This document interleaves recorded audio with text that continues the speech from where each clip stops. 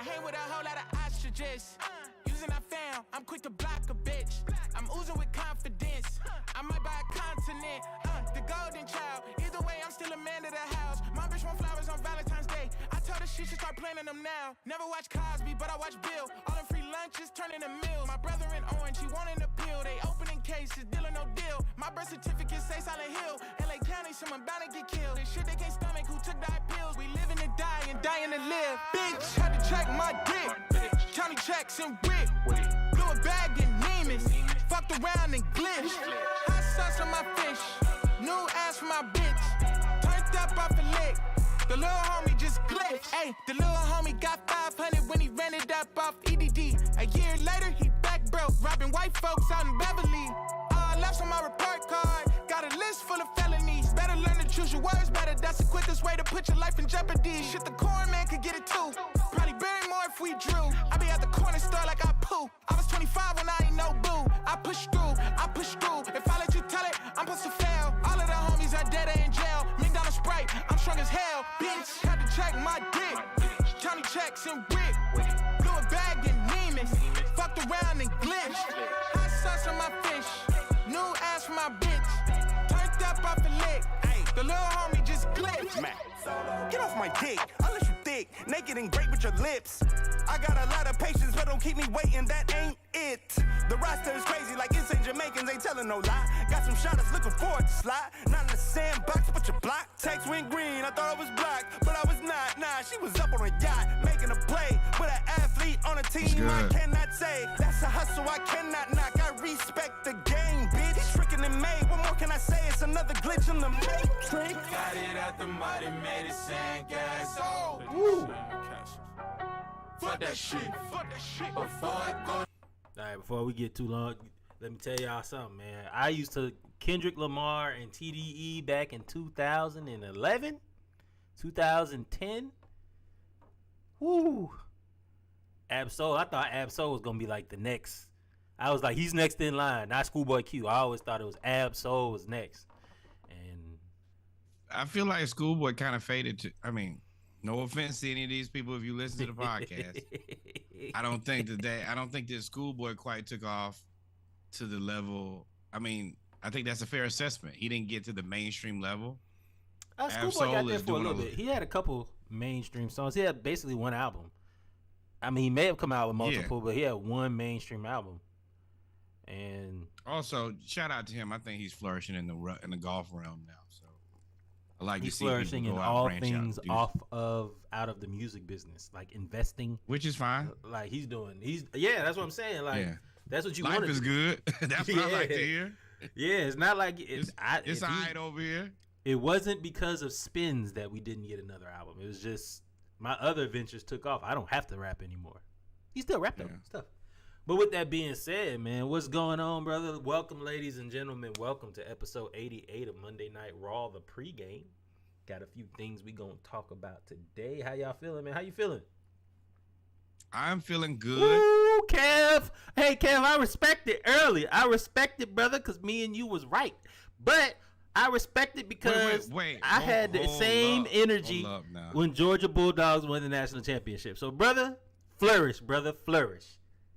Well, hello, Kev. Good to see you here on this beloved Monday. And you're right. Talk whatever trash you may want to talk. Your team has been successful. They are headed to another good fight at the Super Bowl. And I guess I have to be supportive of that. I don't love it. You gotta be supportive of two black quarterbacks. But I mean, yeah, that part. I'm just not supportive of my friends' teams making it now. Mine. At some point, I mean, yeah. And I don't hate the Eagles. Now I will say that the Eagles have put me in a unique position because I will say is the beginning of hate. Is the beginning of hate, or it's either the beginning of hate or the beginning of digression. One or the other. Normally, it's beginning of digression. You're right. Say what you said again. I said I haven't believed in them all season. I said nope, won't make it. Nope, they won't make it, and they made it, but let's go on right on over here. One more game before the digression. I think that every year going forward, I'm interested in doing this because it is great for the people who talk about my picks and how wrong they were. That's right, Kev. I picked 50% of the Super Bowl bracket. Pick the Chiefs. Yep. Okay. I mean, I was right about that. I mean, you are always gonna find your way to find a way to give yourself credit. That's fine. I mean, I could also say do I not deserve credit? I could also say I picked 50% of the bracket, and that's an accomplishment. I think. Yeah, I did. I got them. No, you Bucks. did not, boy. You sure did. I picked the Bucks. I picked the Bucks. Boy. Ooh. Bucks and Bills. I picked Bucks Bills. So no, you didn't. Yep. Ooh. Ooh, I I'm had the gonna Eagles tell you losing. right now. Yeah, the Chargers were bad Yours? too. Chargers is bad too. Chargers let me down. Yours was terrible. You picked wild card Bengals versus Chiefs. Yeah, that was wild. I thought the Ravens were gonna be better. Then Lamar got hurt. But anyway, let's get back to the pre. Oh, so wait. I'm not letting you moonwalk out of that. Why? Or We're you gonna find a way to address make it in the yourself we're gonna look address good. it in the football segment. Yeah, mean, I just want to make sure that you know that. No, I mean you had a good bracket. Most of your picks and takes are ass. I mean, if you want to go there, but you had a good bracket. I predicted one less win than the Falcons got. I predicted team going to the Super see what I mean, Bowl. ladies and gentlemen. I mean, you will pat yourself on the back, boy. Yeah, cause my friends is haters. You right. No, nobody. Your friends just don't give you any credit because you give yourself too much. No, I want to make sure you know, Kev. I'm keeping the same exact energy on 1,000. I mean, I have a best. Kev, we might make you a guest. We might make you a guest host if the Eagles win the Super Bowl. Oh, come on! You want to come on and show your team going to the Super Bowl? We'll love to have you, Kev. Come on. I have no issue with that. You come right on the show and we can discuss it. We're going to do the gritty. So I'm starting out of order today because I'm going to let y'all know right now, thanks to Mike Gesicki and every other person that does the gritty like him. Look at Doris Richardson. She is a 7th grade chemistry teacher. She had no business doing this. I don't know if that lady's name is Doris nor I was about to last say, name is if Richardson. you did the deep dive on this, I was like, hey, brother, you are a better podcaster than me. She I had just no, looks. I did. It's me. I am the god of pod, the pod god. Yeah. So yeah. That's I it. think that goes without saying. If you did the deep dive, and I'm eliminating the if from it. I'm standing like I'm standing with the Chiefs. I'm standing with me, and I'm standing with Doris. Now that I watch it, she was kind of like in her own bag and hitting with the nasty little spin. Oh, pointed out, hey. Walk I it don't out. know if this is the gritty. it is not the gritty. It I ain't think the gritty. But I don't hate this. This is not as bad as a lot of it. I mean, I really thought this was the other video of the gritty with the little This is kids the on the side of the Doris. road. So Doris is cool because she don't know how to do it.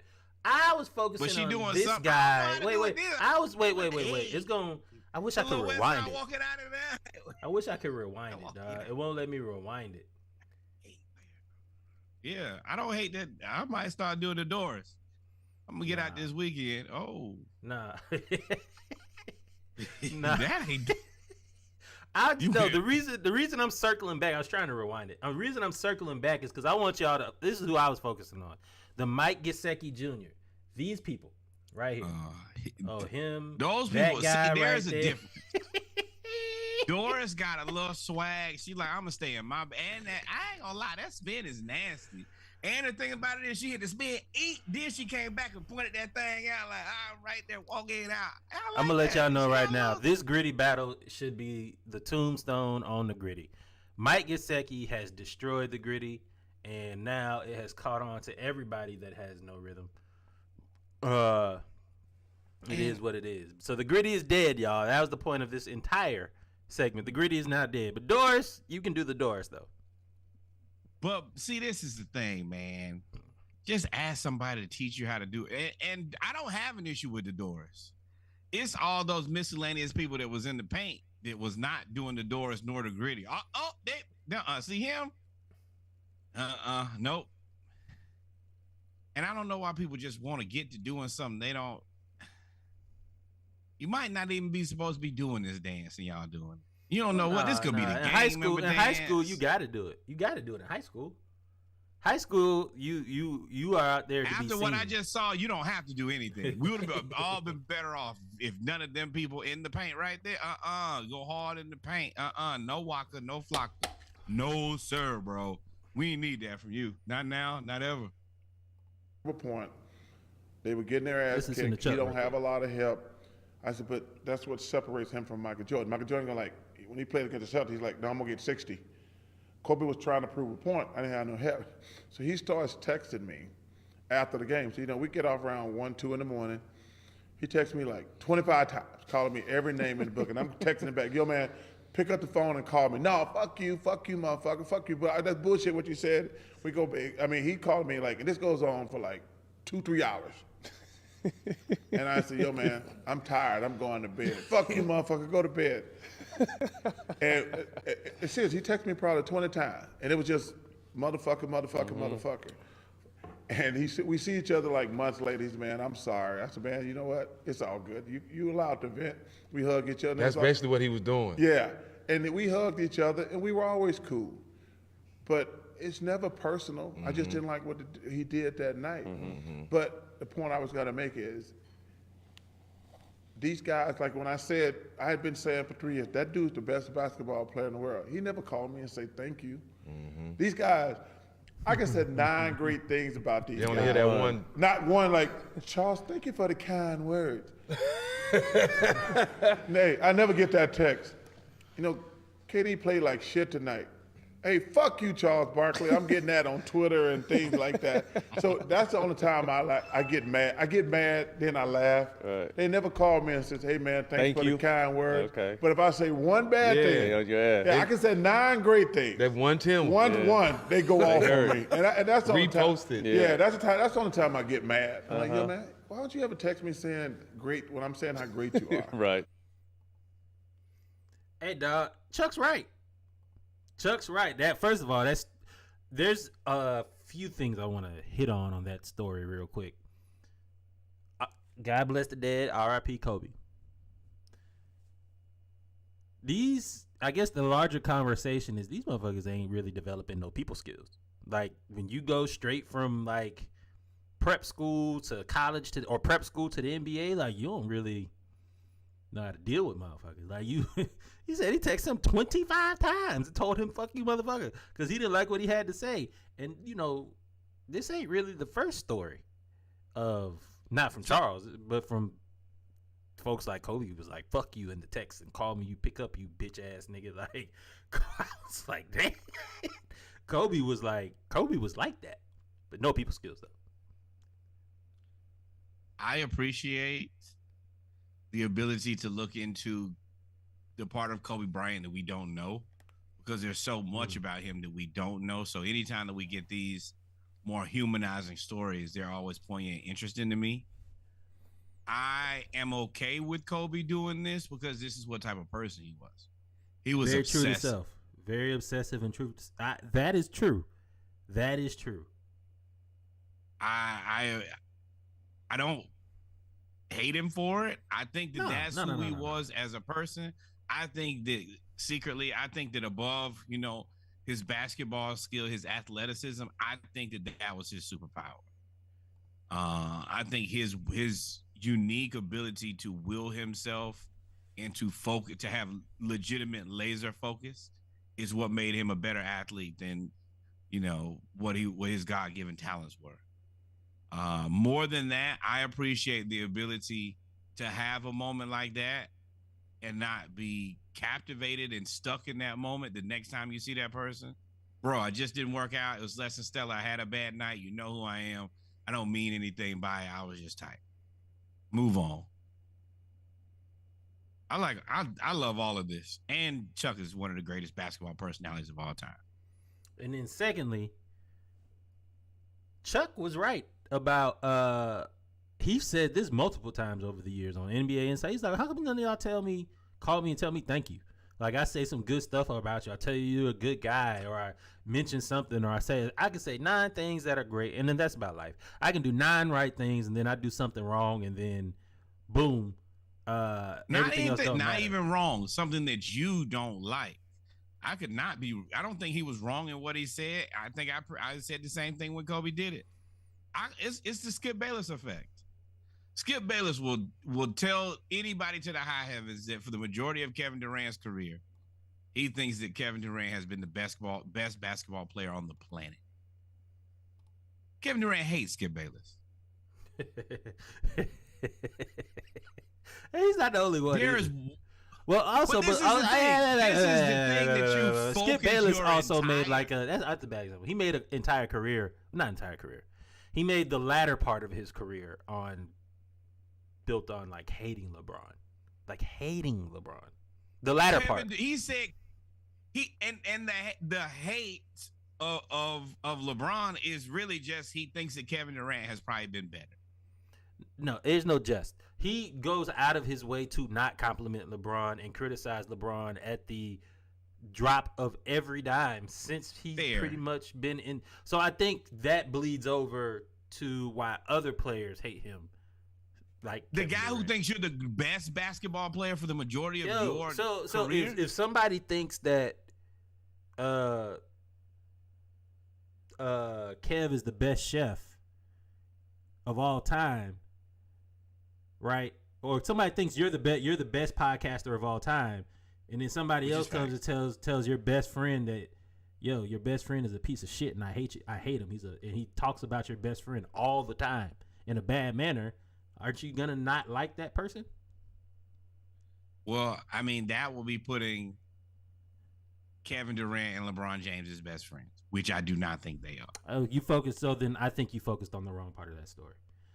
If somebody talked about one of your friends, I think Kevin Durant and LeBron James are friends.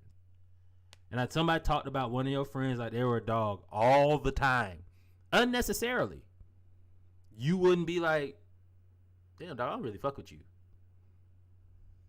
Well, I have a unique opinion on Skip Bayless. I think that he has his career is built on what he does, but the love and admiration he has for LeBron is unrivaled. The man has watched every second of basketball that he has ever played. He has never said anything. He rarely says anything good. I can't think of. That's not true either. He doesn't say good. He constantly says LeBron is the best driver of the basketball ever. He thinks that he is one of the best facilitators ever. He thinks that he's a great basketball player. He just doesn't have him as number one. No, he follows up everything that you just said with 2 insults. Right? He follows up everything that you just said with 2. If he says LeBron is the best facilitator, he says he's the best facilitator, but he's a choke artist and blah blah blah, and he'll go on a rant about LeBron. You can't. See, okay. I think we're on the look at issue. that We're on different. the, I look we're at on the that. topic instead of the I issue. look at that as love. If you're gonna watch me every moment, why? If I get paid to talk bad about you, how's that love? If somebody paid me to talk bad about my enemy, I talk bad about my enemy all day. If you're gonna watch me all day and promote my name all day, and I'm going to be your literal obsession, you love me. You can package it however you want to. You can dress it up however you want to, but you are. I think the compensation deflates that. I think because he's built the latter part of his career on talking about LeBron. The last 20 years, you know about Skip Bayless talking about LeBron and Dallas Cowboys more than anything else on earth. Anything else he talks about. There's nothing else more that you know about him that he talks about more than LeBron and the Dallas Cowboys through all of the hosts and hosts. Hey. Okay, so if you go to ESPN tomorrow, what are going to be the 3 things? What are going to be 2 of the 3 things they talk about tomorrow? I don't know. I bet you the Dallas Cowboys will be there and LeBron James will be there. You're talking about the most popular. No. And And you're talking about the second greatest basketball player of all time. It's on every show. That is the rule. We have to talk about the Cowboys. We have to. Why do think So about then how why? much So then airtime why he is can- his stance always? And we did not mean to make this the Skip Bayless discussion, but why is his stance against? It's always against LeBron. Always. He's never for LeBron. Never, never, It's never, a- never, never, he- never, never, never, never. Okay, I'm gonna functionally disagree. You can say that because of the words he says he hates LeBron. I'm gonna say his actions say otherwise. His actions don't. His actions say LeBron gets me paid. That's what his actions say. LeBron gets me paid. He was And unless You're talking I about thought the- you were actually gonna the- say, I thought you were gonna say that he was against LeBron or was very defiant, not defiant, was very critical of LeBron early in his career, and the networks ended up running with that because that's what got stuff paid. And, I mean, and you got know them what- you paid. know I what- thought that's what you. I didn't think you were really gonna say that. No, he really just loves him. He just talks bad about him. I think he but does. He loves him. I think I 100%. And if you watch all of them, there are going to be three things that they're going to talk about every week. They're going to talk about, every day. Tom Brady, LeBron James, Dallas Cowboys. Everybody else, basically get it how you live. He's criticized all of those three, and he said something good only about the two. Well, Tom Brady is probably his favorite football player alive right now. All right, man. Dallas All right, Cowboys are his move. team. And Man, we can he move past the destroys bail, the dog. Cowboys. We can, yeah. I just said he said something bad about the three of them and said something good about the two. You can tell me all. You can run and tell me all this other stuff that about the Cowboys. You tell me all that crap. It's obvious to me that he disagree. made you can. It's obvious to me that he made he made the latter part of his career. He chose the stance of being against LeBron. He chose the stance of being against LeBron. So he would always take shots at LeBron. It's similar to me how he took a shot at Shannon Sharp to big up Tom Brady. That's what he does with LeBron, right? If he says something good about LeBron, it's either to big up somebody else or set it up for him to say two things bad. It's the same thing. And he chose LeBron, for some reason, to totally hate him. So to say You that, being the most popular basketball player. in so the that's world? the reason he's the most popular basketball player in the world. That's why he totally hates him. Is that the reason? Is that what you're trying to say? Otherwise, Yeah, this is you a keep character. pointing out arbitrary facts. Like you keep throwing out like, yes, he's the most popular basketball. Yes, they're gonna talk about the Dallas Cowboys, I but he cl- still I takes look a at this certain and stance understand that- against other. He takes a certain stance against LeBron that he takes against nobody else. Nobody. It's a show. Maybe except for It's a like Cam show. Newton. That's where I thought you were gonna go with it. But you're telling me that no, he secretly loves LeBron. I'm like, no way. I There's think no- that, to me, both things are true. It is a show, and I know Okay. if I talk about him like this, then people will watch. Skip's ability to invoke emotion is what is truly his gift. People don't understand that it's like Joffrey. Yo, If can't- people keep hate stepping you- over, do you agree that he made the latter part of his career on the back of LeBron James and the Dallas Cowboys? That was my original I statement. think that he's made the latter part of his career on creating a sports debate show that did not exist before. I think he is legitimately the innovator. By talking about of Dallas it. Cowboys and LeBron James. you can say that. Go for it. He's the innovator. There was none of this before Skip Bayless. And none of that. Okay, you got it. You pivot. You don't answer my question, but that's fine. Sure. Like I you just give me- have a different yeah, opinion. Sure. I think No. that's fine. No. You can say yeah, sure. Like whenever you can sure, whatever. Back on track, ladies and gentlemen. After that 23-minute discussion about Skip Bayless, the MLB most valuable franchises. Of course, the Yankees are at $6 billion. The Braves are at $2.1 billion. I can't believe that the Anaheim, Los Angeles, where else were they? The Anaheim / Los Angeles Angels are worth more than the Braves. Why? I don't because the Braves are so successful and they have such a record. Like I feel like the Braves brand, especially the logo, should be probably at number 5 at the these cities. lowest. Look at these cities. This is all market. Yankees, massive market. Dodgers, massive market. You don't think the Braves have a massive Boston. market? Look at the rest of these cities. Multiple championship teams. Let me just go down the list. The Yankees. It's the Yankees and it's New York. LA. It's LA and they have multiple championship teams. It's Boston. They're just a sports city. Chicago, fourth largest city in the country. Frisco, the Bay. That's all money. Oh, here we are, back to New York. Now, I respect St. Louis. I respect the hell out of St. Louis because to me, the two cities that don't fit here, well, the city who fits here the absolute least is St. Louis. Then Atlanta. But Philly, another massive sports city, and Anaheim is California, and they are soaked in money. Atlanta is a sports city-ish, but not really. And St. Louis, it's mind-blowing that they're in the top 10. So here's why I disagree. I think out of these teams, the national brands of these teams are 1, 2, 3, 4, and the Braves. I don't think there's a national following of San Francisco, Anaheim, Philly, St. Louis, or the New York Mets. I don't think so. No. Frisco is money. Okay, but still, San Francisco, Anaheim, Philly, St. Louis, New York. I think out of a national, and everything that encompasses now, they have national fans. New York has fans all over the country. LA has fans all over the country. Boston, I don't know. And then the Cubs have fans, if you think about it, all over the country. And then the Braves. Here's another reason why. All of these teams are locked to their city. Most of them. All of these teams that are ahead of the Braves to me are locked to their city. The Braves have the entire Southeast. The Braves have the entire Southeast.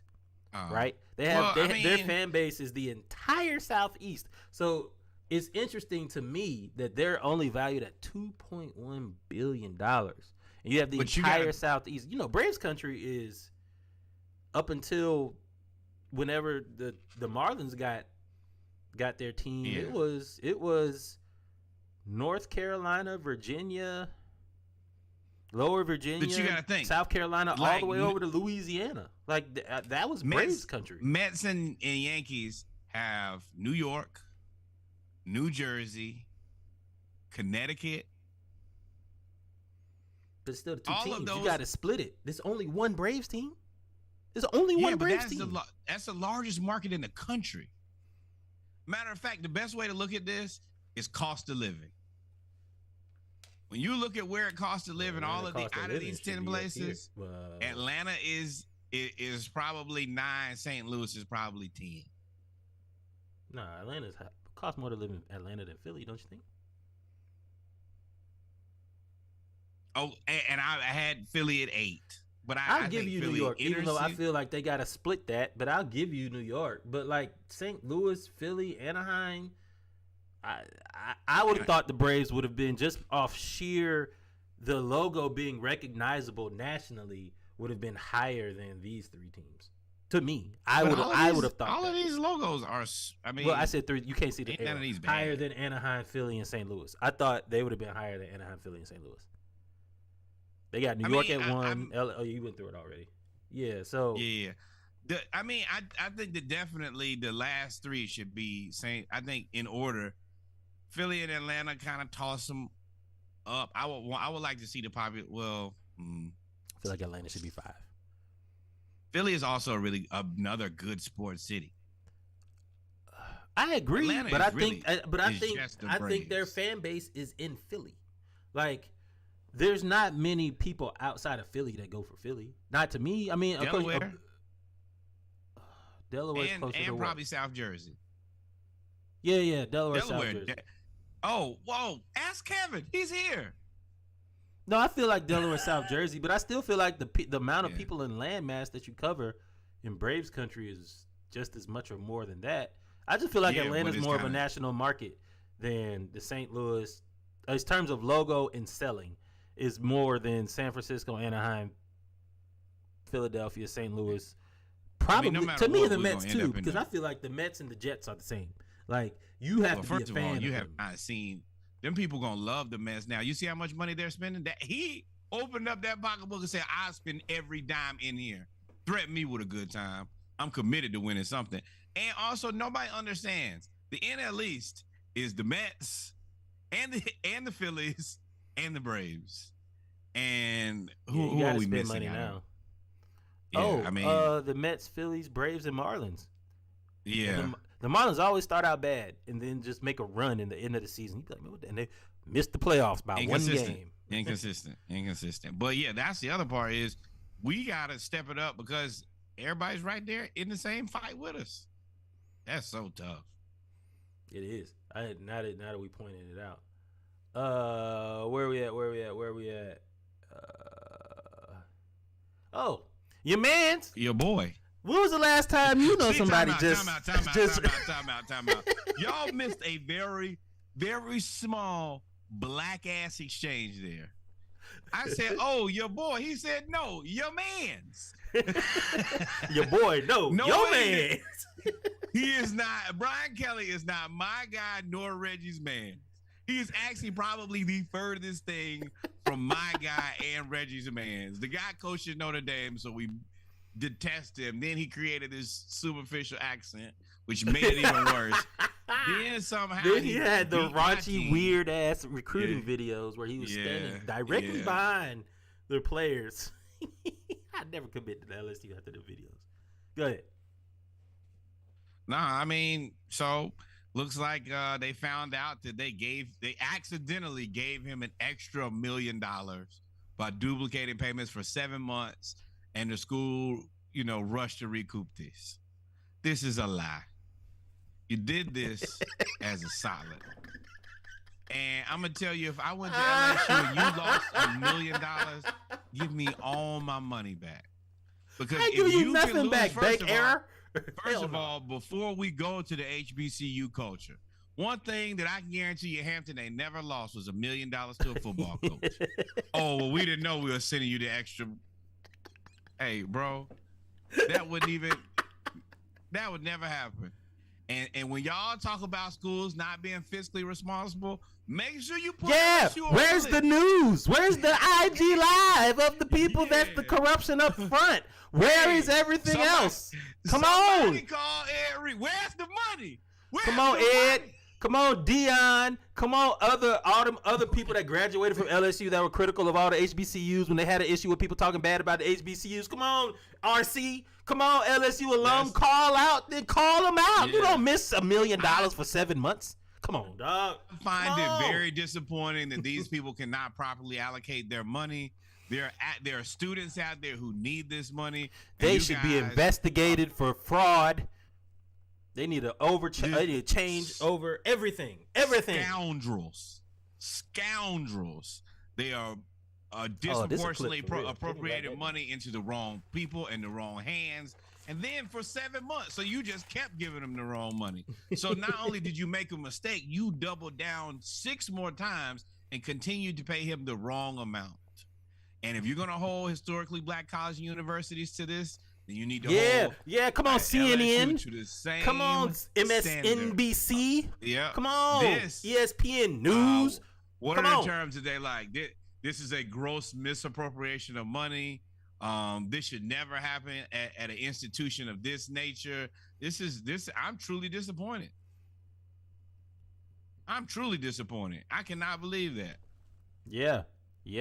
Come on, Fox Sports. What y'all got to say about this? Come on. Oh, it was my bad. What really happened was somebody else caught that the money was going to the wrong place, and they was like, "Oh, we made a mistake." Yeah, ain't nobody talking about Brian Kelly act like somebody saw his financial advisor. Hey, somebody that managed the money saw that she was getting double paid. You saw that. Hey Reggie, we're not gonna say where you work at because we don't need to say that.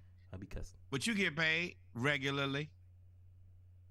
If your check double what it was supposed to be, would you notice?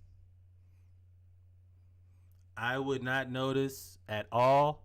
If you want to double pay me by accident, I will not notice.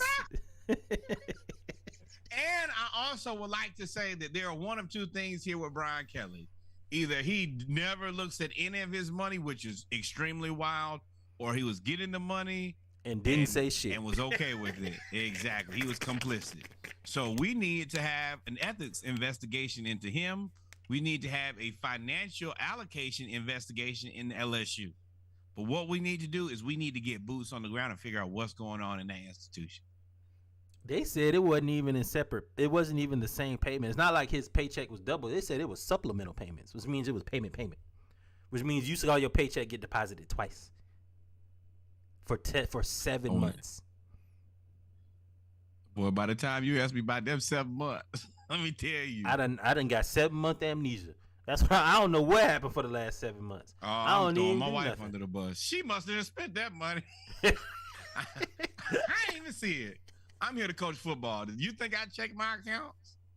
I'm I just don't even- the football coach. Oh man, that's I don't always even gonna come in great. have a credit card. My wife give me cash every morning. How much I'm supposed to have for the day? Be like, babe, look, you want to keep living this lifestyle? Take the fall. And you know what? She's gonna take the fall every time. Yeah. Hey, if she not, she ain't the one for me. I take the fall, or we not meant to be. I know at that point it's too late. Don't take the But fall for I- me. I- We not meant to be. I need you to take. Hey, I'm gonna tell y'all right now. It just in case my future wife is listening. Thank you. Like, follow, subscribe. But yes, if we get put in this situation, hey baby, I need you to go ahead and take this L so we can get this W. Take this L so we get this W and keep them M's. That's why Yep. you got to do it. Moving on, man. You know we always big up anything doing with the Braves. Dana Brown has been hired by the Asterisks. Actually, I said I was gonna stop saying that because they won the World Series. The Astros as the new GM. No. Congratulations, Dusty Baker. They still cheated. Not this time. Yeah, I said They if did. they won the World Series, I was gonna stop calling them that because they won it allegedly Oh, fair well, and square. I'm not. I live here. Spent last 4 seasons with the Atlanta Braves. Braves had the best farm system probably since he's been there. He was the lead scout and Head of something scouting. else. Head of scouting for the Braves, and the Braves have had the best farm system by We got far the over Rookie the of the last 4 to Year. 5. We got the Rookie of the Year runner-up. We got, boy, I almost said the wrong name. Acuna. You can figure out what name I almost said. Sounds like Acuna, but worse. Albies, we also have. And Grissom, we also decided, Riley, Yes. we had Yes. Freddie, although Freddie wasn't in the farm system. We got there Max Fried, Mike Soroka. We could keep we have going. done a fantastic job. I hope that we have the people in place to continue Dansby this. Swanson. I also want to give a great shout out, and I am excited about this. I don't know if this has ever happened, but I think that this may be the first black GM, black manager tandem in MLB history. I can't imagine a lot of that happening. But anytime that you have a championship organization in place and your general manager is black and your manager is black, I'm gonna support that. Yeah, that's actually a really good. That's actually a really, really good fact. And it's messed up that you always gotta hire the black people after the scandal to kind of. I hate that part. Well, congratulations to Dana Brown. Just like in real life, the Astros watching the Man, Braves. you got me. That is something that I'm going to look up. If there are black GMs and black manager combos, I think you're right on that one. That's a fantastic. Yeah, fact. good luck with you. Might use all your data trying to find a combination. Of Scrub the internet. But man, shout out to the Braves. Shout out to Alex Anthopoulos. Again, you know when you have talent. Your one thing I've learned in corporate America and also learned just as being an adult, your ability as a leader to turn the people that you lead into leaders determines how good or of a get them leader out you of are. there. Determines Sometimes how the good best of a thing you do leader is you get are, somebody or the turn hell them in, on. or put them on the track to success. whatever that is, if it's leadership or whatever. Your ability to do that determines how good of a leader you are. And for Alex Anthopoulos, this isn't the first person to go get another job. I think it's the first GM. This isn't the first person, but he's also about knowing how to hire the correct people. Like I said, we've had the best farm system for the last 5 years, at least. James Johnson is 5th year, at least 5 years. I'm curious to see who the Braves try to. I mean, that's some big shoes to fill. Good luck, my friend. You're gonna need it. With that being said, ladies and gentlemen, we've come to the end of a 41-minute, 37-second and counting pregame. That was pretty good. Pretty good, man. I don't think I'm going to edit that at all.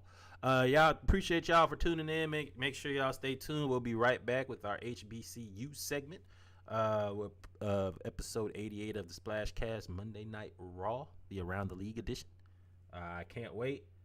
Listen to the Splash Cast 12, 24, 36. And please remember, wherever you spend the most time is where you love the most. And yes, since you love us the most, like us, follow us, and subscribe to the Splash Cast. Matter of fact, follow everything we do, like Skip and LeBron. We appreciate you. Yeah, just talk shit about Norwood, not me. Y'all we'll be right back. Unbothered.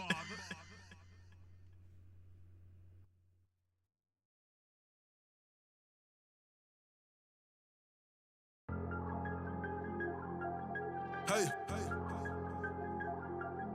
hey, hey, D-Mark got that heat.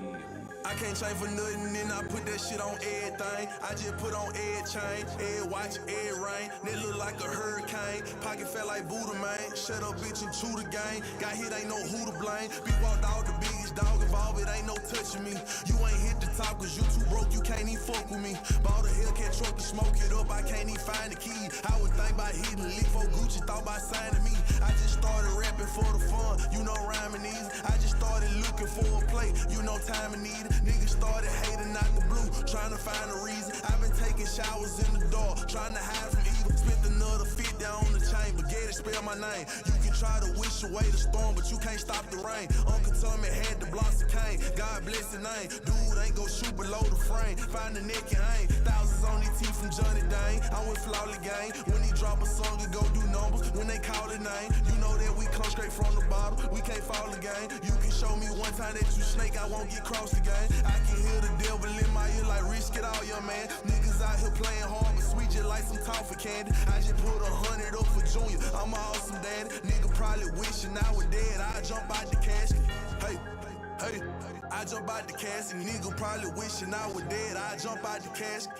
Hey, hey, I jump out the casket. Nigga probably wishing I was.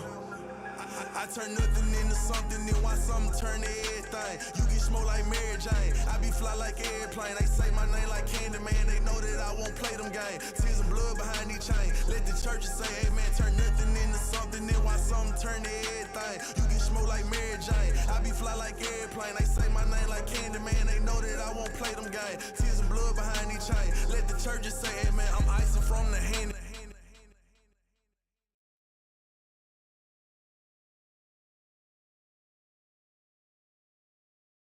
Didn't turn the microphones on.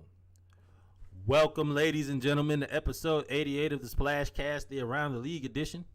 I am your co-host, Reggie. I'm your co-host, Norwood. Welcome to the audio experience for the people listening. Welcome to the video experience for the people watching. Like, follow, and subscribe. Let's have a good time. Let's have a good time, man. Let's have a good time. For those that are first-time listeners, welcome, welcome, welcome.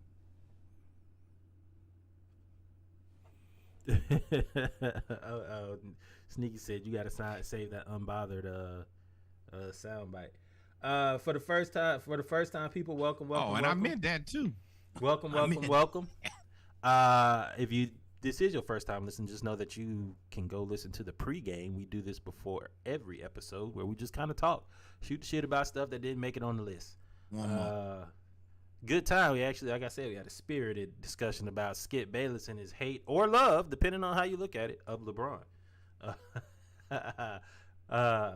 With that being said, ladies and gentlemen, y'all know on the Around the League edition, we do HBCU news around the culture, news around basketball, NCAA and pro, and WNBA when necessary, and around football as well, NFL, NCAA, and when necessary, we have our splashes of the week. With that being said, man, y'all know what it is. We got to start out with HBCU news around the culture. So where do we want to start? Might have to go to this game right here, ladies and gentlemen. It was announced that FAMU will be hosting Prairie View for the homecoming this year. Prairie View was surprisingly good last year. That game is going to be Houston. Anytime Houston and Florida, Texas and Florida get together for football, it's a great time. Problematic. Might have to go there. Might have to make that one. I got to decide which games I'm going to this year. I got to go to Jackson State Southern. Got to go to a Hampton game. Hampton Howard? Possibly. Howard's good. If they play. Do they play? Yeah, they play in New Jersey, I think. Remember we talked about that. And then I got to go to like a random SWAC game. I probably will go to a North Carolina Central game too. Maybe North Carolina Central, South Carolina State might hit that game up. But this game I'm strongly considering being like all of those games that I said I'm affiliated with. I'm affiliated with Southern, I'm affiliated with Hampton, affiliated with South Carolina State, affiliated with Central. But I might have to go to this FAMU PV game. This is going to be one hell of a game next year. Yeah, I think that number one, once again, these are two good football teams. Bubba McDowell still has Prairie View playing at a high level. FAMU will come in and have the same expectation they had to have another season like they had this year. To schedule them a team that should be respected on homecoming is should and is disrespectful. It'll be fun. It'll be fun for somebody. For sure. It's not gonna be fun for somebody else. Hopefully they don't ruin your homecoming, family. I don't think. And I think PV, you should definitely go down there and ruin their homecoming. You put me on the schedule. Prepare for me to try to ruin your event, your weekend, your life. Well, Fan has been a runner-up in the SWAC East for the past 2 years. Of course, behind Jackson State. So they're actually, now that Dion is gone, they're actually favored in a lot of people's minds to win the SWAC. I think Alcorn State is in the SWAC East as well. So that also is an interdivision matchup. I'm sorry, not Alcorn. This is PV. This is also, they're in the SWAC West. So this will also have implications on who's going to make it to the SWAC championship as well. Going to be a good game, man. Going to be a good game. Let's switch gears to Ed Reed and Shannon Sharpe. Before we get into this exchange, I'm going to give you a little Norwood tidbit or word of wisdom. As an adult, as a fully formed adult man, what you should not do, and Shannon, this is for you. You should not be posting this. No, this is Ed who posted this. Ed, there is no way that you should be posting. I'm about to say Shannon didn't post. Shannon was the one that jumped in his DMs and said, "Call me." So for those that are listening, Shannon Sharpe, I guess, said something that pissed Ed Reed off about the whole Bethune-Cookman ordeal. Shannon Sharpe said, "Bro, I support you. If you took offense to anything I said, I apologize. Think you're going to make a hell of a coach. God didn't think that was the right situation for you. All the best." Ed then responds and says, "Nah, bro, that's not it. God did. You said a lot of wrong about me." No Khaled. Huh? Oh, God did. You said God did. I said no Khaled. You said a lot about me, bro. You said a lot about me wrong, player. All right, I'm gonna tell you. It's not funny. Shannon Sharpe said, "Like what?" Ed said, "Let's talk." "Nah, you did this on TV. Let's talk. Sit in your spot." Ed, I voiced an opinion. It's not that deep. Wish you all the best, but I'm done with this. Prayer hands, and double tap to like. And you know what that means? Boy, fuck you. You're not going to order yourself onto my show and think that you're going to get an episode because you threw this tantrum and I didn't support it. That's not how this works. I interview people that I like and want to shine light on. You have not done any of those things for me. Ed, and I've watched this. Do you want to see your comments? You want to talk about your comments on it? Huh? You want to talk about your comments on it? I mean, my comments are almost damn near the same thing that Shannon shared, almost word for word. As far as you talking about my comments there. I told him to go lay down. You're right, which I stand by. If you're having an embarrassing moment on social media, do not put gas on the fire. Do not make it worse. Just put your phone down and leave it alone. Ed managed to show a private conversation between him and another Hall of Famer. He threw Reggie Theus and Bethune-Cookman under the entire bus, and then continued to rant on social media via live for days on end. Still. That happened 2 days ago.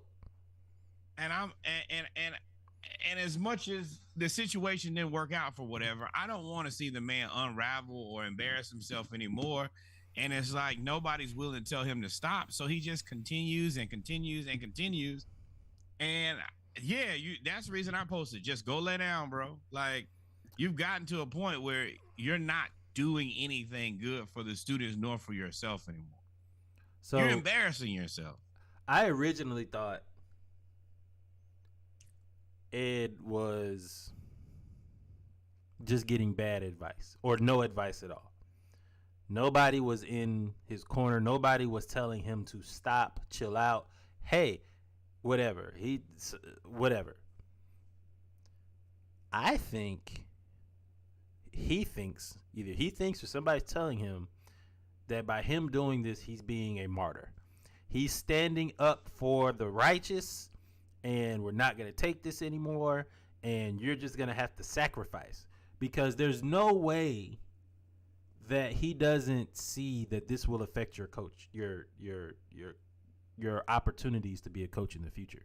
If it's really about the kids and affecting the kids, what other you've made the road to being if you really wanted to be a coach at an HBCU, and you turned down all those schools, you've made the road to be a coach, especially at an HBCU, even tougher.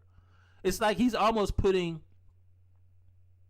all his eggs in one basket to me.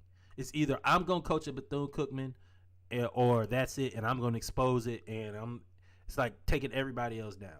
And you have no eggs. You have no basket. You have no chance. You have no opportunity. You will not be coaching here. You will not be working here.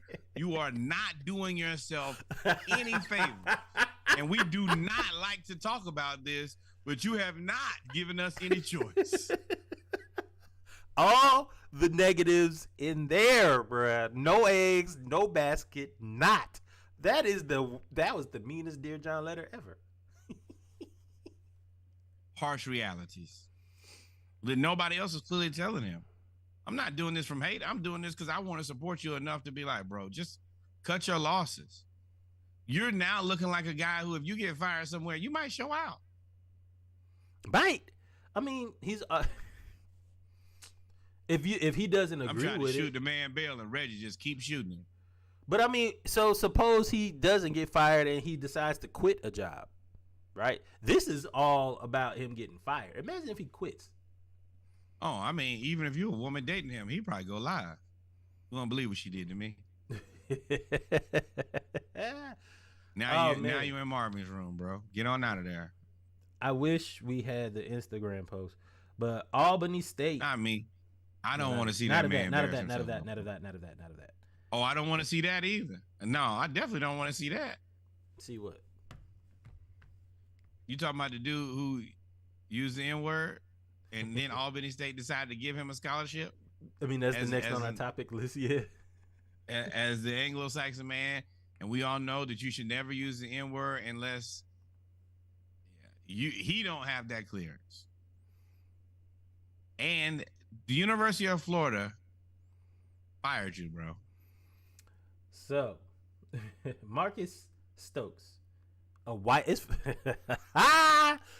It's a good name, though. It's not funny. It's not funny. I'm but gonna tell it's you funny. right now.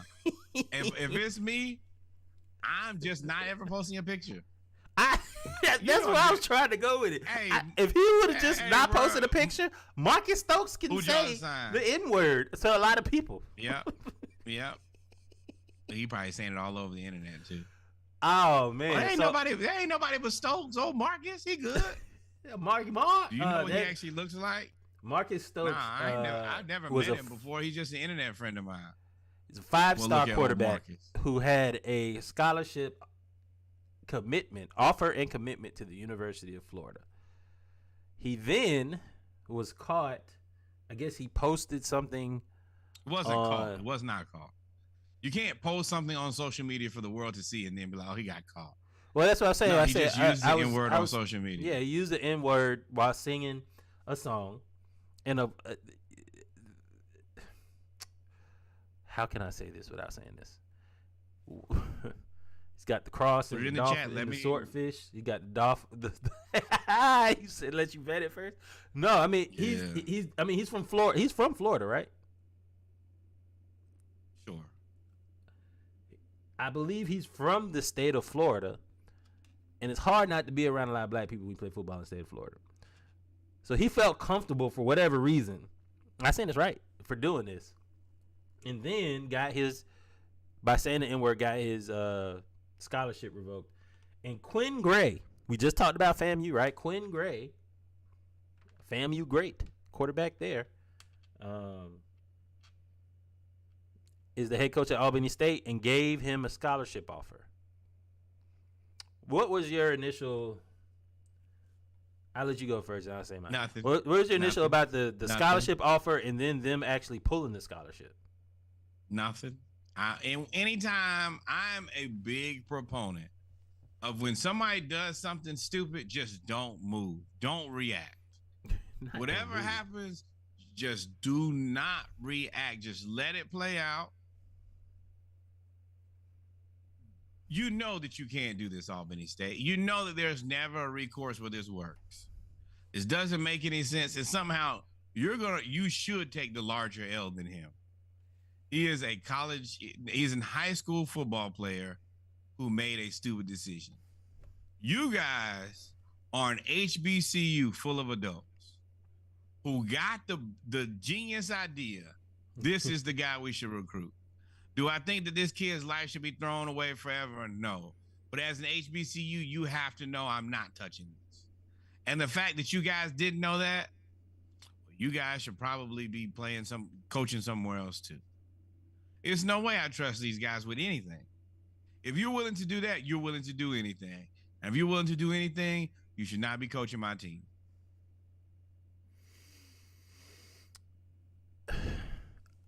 I was on the fence about this at first. What? Oh, hold on. Let me explain You? my point. I was like, why would you offer him?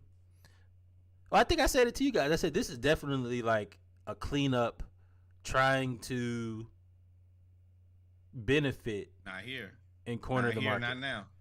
So what I saw was What is the market? What market are you cornering? 5-star athlete. Let me see. So they were going to be able to get a 5-star athlete. See, sneaky. Well, they figured this is their chance to cherry pick a 5-star. They had a chance to get a 5-star quarterback at Albany State, and to get a 5-star quarterback get at him? Albany State. Well, I mean, then he commit. They offered it to him, and I think he committed.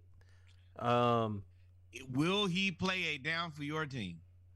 Well, let me get there. So they offered it to him, and I feel like they thought it was their chance to cherry, like Sneaky says, cherry pick a 5-star. I also thought for him, this was the ultimate reclamation project. If I can go down for him, to me it was if he acted right, it was a win-win situation for him. I go down to Albany State, I ball out, I show y'all I'm cool with the blacks, and then I transfer because he's going to transfer. He's not to me, if he's as good as everybody says he is, they were going to come and try to offer him NIL money to go to a big time school, transfer, and then go follow your dreams somewhere else. And I think then Albany State is now on the national level, just like Jackson State was. Oh, the Deion plan. Yeah, and then, but it was a plan though. It wasn't a dream. But again, dream, soul, plan. You know. Maybe God told him to use the N word. No, I ain't saying that either. I was gonna see if he was gonna take that bait, but for me, this is just everybody making once again. This is an episode of Power. When there's a bad decision to make, people will find a way to make the absolute worst decision, and this is the worst decision. He should have said no thanks. At this point, I don't even think that after what I've done. At this point, I wouldn't feel comfortable doing that. I need to do something else. And Albany State, you should have never contacted that guy. You should have never reached out to him. Just because he's a 5-star don't mean that you got to have him on your team, and you see what publicity comes with it. Now you're instead of putting players on the field, you are putting out apologies. Congratulations, you played yourself. Congratulations, you played yourself. Well, I'm glad that Albany State actually walked this back. I'm not. I don't think down the hill now. That's also if you were gonna offer him, you should have stayed there and offered him, and you would have been better served to double down and say, "Well, this is why we did it," and explain yourself. Versus, and I mean, gotta have him out there if he accepts. Gotta have him out there, or you offer that to him and tell him, "Don't tell nobody we gave you this." Unless you accept. You know what I mean? So, but speaking of bad decisions. Somebody has to be in the room and say, you think this actually works? You think he actually gets on the field here and this ends happily for all people and parties involved? What do you think the percentages of that is? When you go into your coach's office and say, all right, guys, this is who I think we got into a little trouble. What percentage of the coaching staff is like, okay with this? I think this works. And everybody who says if you are planning to bring this guy on, you have to have a conversation with your coach, your entire coaching staff. I would say your team. Well, I thought you would have to have a conversation with your entire coaching staff and team before you offer the scholarship. I don't think you just offer the scholarship and don't tell nobody because it's good. You're hoping of discretion from a child without actually talking to him about it. So, and everybody who said yes, I think this is a good idea, should pack up all their belongings and never plan to come back to this place again. Player, coach, athletic director, filter everybody out. Yeah, we got to get rid of the stupids. Nope. You took away my transition. I can't call it stupid. Bad decisions, as we said before. Bad decisions. Let's talk about Deion Wasn't a bad Sanders. decision. That's a lie. Deion Sanders' daughter said these things after let's hear it first and then we'll talk about it. Campus every few months. Yeah, they don't know that. People are breaking in the locker rooms, stealing from the students. People don't know that it's killings on the campus. Every few months. Yeah, they don't know that. People are breaking in the locker rooms, stealing from the students. People don't know that it's killings on the campus. Okay. So that's where she started. She then went days later, and mind you, all of this came out way after the Celebration Bowl. This came out while Deion has been in Colorado. So she felt the need to, she then had to come back and apologizes for comments she made about Jackson State earlier on the podcast. Good morning, everybody. So, first I would like to apologize for a comment that I recently made concerning the JSU murders. I do feel like that I over-exaggerated due to the fact that every time I did come to town, I was made aware of shootings, murders, robberies on campus, around campus, and in the city. Oh, you didn't apologize at all. But I really do apologize for what I said. It's just that things did happen while my family was there that the public was not made aware of. Good morning, everybody. But I definitely shouldn't have exaggerated like that, and I do want to say that I do apologize for that. So did you like the decision? People just, to me, it doesn't even make any sense. First of all, if people were dying every few months at Jackson State, you don't think that maybe somebody will go to Jackson State and saying, why do people keep dying here? You think black people just going to school and people keep dying every day? You just stepping over the dead body, headed on to your class, huh? Let me head over here to literature. Let me step over this dead body on the way. then she went from people dying on campus to people dying around campus to people dying in the city. Well, what college is there a city where people don't die at, ma'am?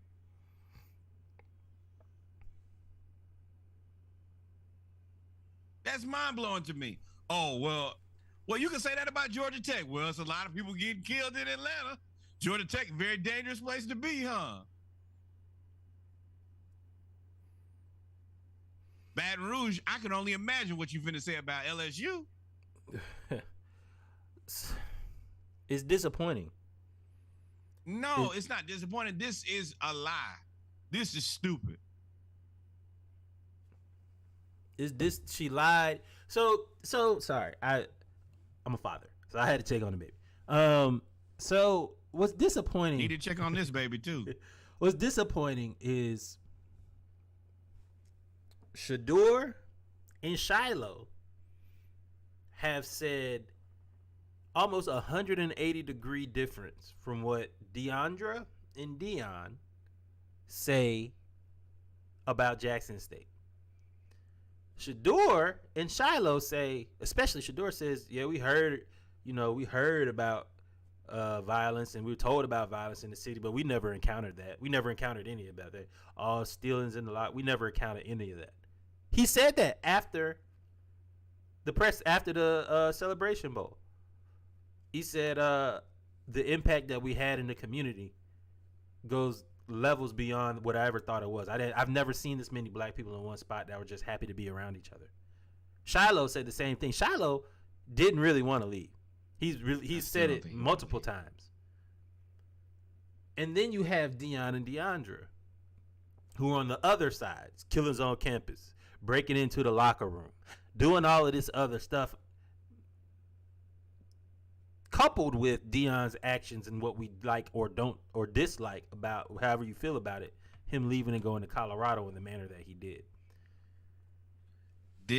I would be fiery upset at first. Of the internet. I would be fiery upset at first, but now it's the same thing with Ed Reed. It's just disappointing. Uninformed people talking about things they have no clue about. On a huge platform. This is the danger of the internet, though, because what happens is, and which was one of the talking points I had in the Ed Reed discussion on the internet with 100 million people who were mad with me, is there was this lady. She was a Ravens fan. She did not know anything about Bethune-Cookman. So she just started Googling. Wrong as two left shoes. But she just putting down information. Oh, not Jackson State, Bethune-Cookman, graduation rate, yada, yada, yada. I'm like, ma'am, I looked at her profile. I ain't gonna lie. I looked. I was like, ma'am, have you ever been to a HBCU?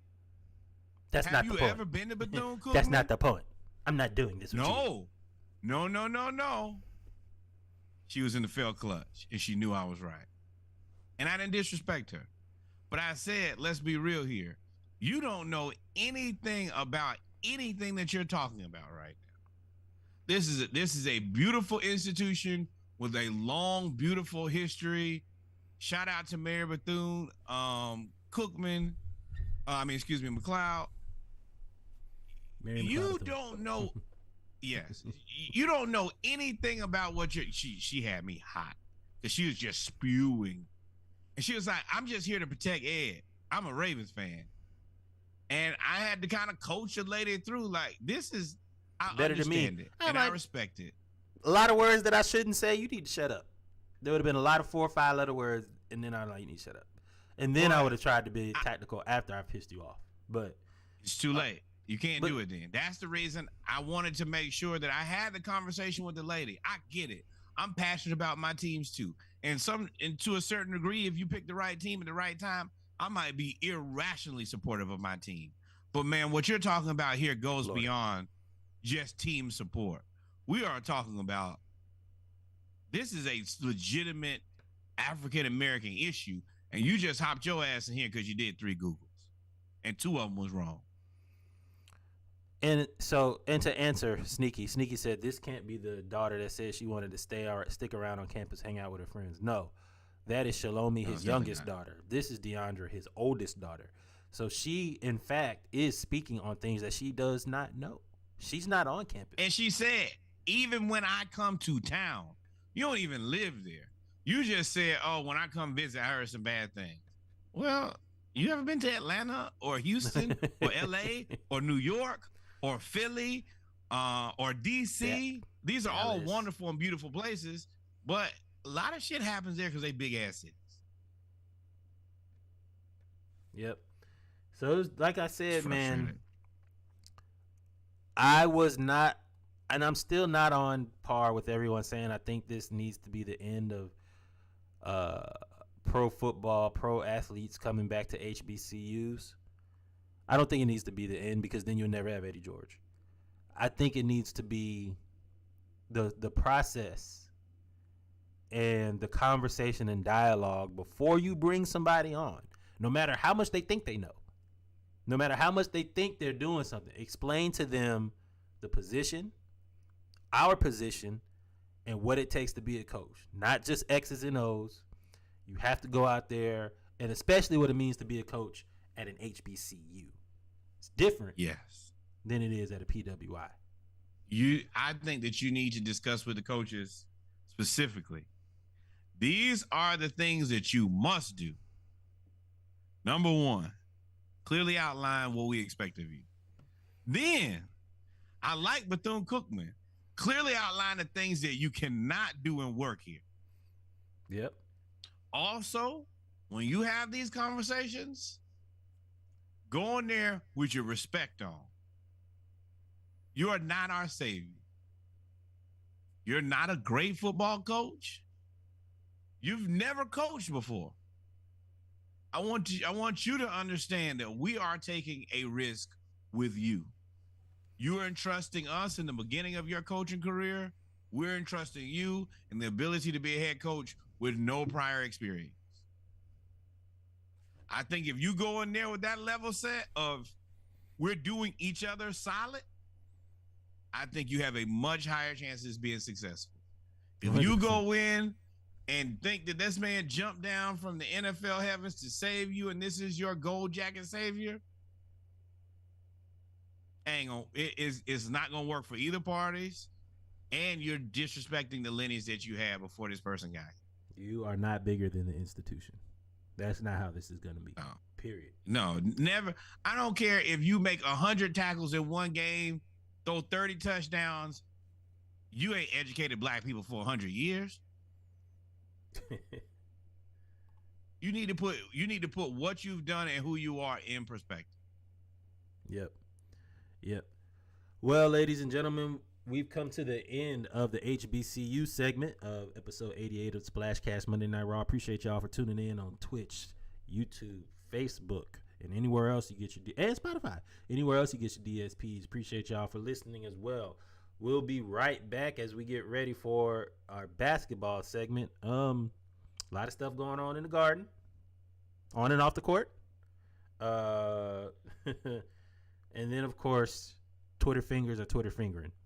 Y'all stay tuned. Hey. Oh, yeah.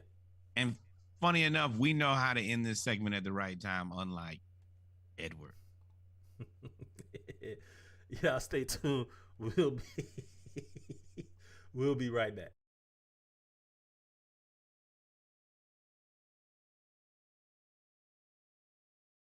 If you see me and a bear in a fight, don't help me. Don't help me. Help the bear and pour honey on me. Because I want him to stay right there. Really? Because he'll take out running when I start to whip him. But if I got honey on me, he go like, oh, that tastes good. And I can whip him longer. If you want to make me mad, you succeeded now. Succeeded. Yeah. Jihadi John, kill him with the blade on can. Put the metal to your head like Chainsaw Man. X amount for X amount, cause I live on 10. Rory Kenshin with the weapon when I grip my pen. I done seen the bodies, Shinigami's, ghosts and demons too. Just surviving with the rhyme and things we've been accustomed to. Feds knocking, moving product, but we know they hustle too. All the violence just a sign of everybody's troubled youth. A couple tools I used to try and steal no means. Say a prayer for the haters just to read my dean. All my anger used to hang up and I feel no thing. I mean, it's crazy trying to deal when I just see low green. I pick and roll with every blow, so who passing me the rock? Or I can do it out my own, and so who passing me the Glock? I know them pigs is on patrol. I'm a panther when I drop. This that dandruff flow, because I'm nasty off the top, nigga. I had to get that last bar off. I mean, it just works too well. Like, I'm really off the top, I could do it too, you feel me? We got to go. We got to do all this. You want this smoke? Okay, you about to get it. It's about to be a barbecue. Because it's going to be smoke up in here. I'm not finna be the bigger man. I'm not going to let you keep taking your shots at me and I turn the other cheek. That's in the Bible. I ain't in there.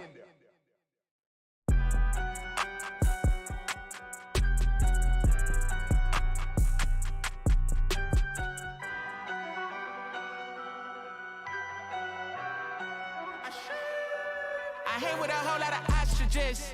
Using I found, I'm quick to block a bitch. I'm oozing with confidence. I might buy a continent.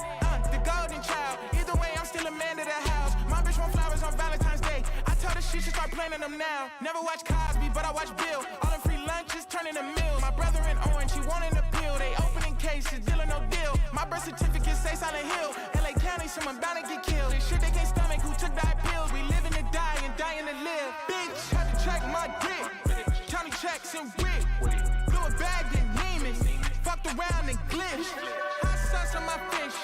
New ass for my bitch. Turned up off the lick. The little homie just glitched. Ayy, the little homie got 500 when he ran it up off EDD. A year later, he back broke. Robbing white folks out in Beverly. Left on my report card. Got a list full of felonies. Better learn to choose your words better. That's the quickest way to put your life in jeopardy. Shit, the corn man could get it too. Probably bury more if we drew. I be at the corner store like I poo. I was 25 when I ain't no boo. I push through, I push through. If I let you tell it, I'm supposed to fail. All of the homies are dead or in jail. McDonald's Sprite, I'm strong as hell. Bitch, had to check my dick. County checks and wig. Blew a bag in Neiman. Fucked around and glitched.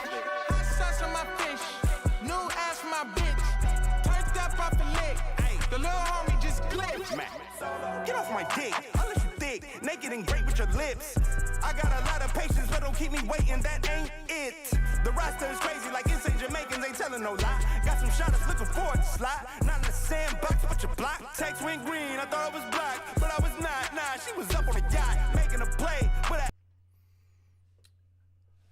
Welcome back, ladies and gentlemen, to episode 88 of the Splashcast Monday Night Raw. We are back and get into our basketball segment, episode 88. Time for hoops. Time for hoops. Woo! Had to go check on the baby. Had to run downstairs. And while Reggie checked on the baby, and it is time for hoops, once again, it's also time for you to do what? Grab your phone, like, follow, and subscribe. We're going to tell y'all this till you do it. Yeah. There's a few things that we wanted to talk about today, but the first thing is there's a public service announcement. It happened at the Garden right before the Lakers versus Celtics game on Sunday, primetime game. There's an announcement made. Paul Pierce is single. What's up? As long as you know that the truth is telling the whole truth, nothing but the truth, and the truth is that the truth is single. I think y'all should, ladies, take Love these posts. Now, this is a lot different from his quitting post in when he quit ESPN or got fired, depending on how you look at it.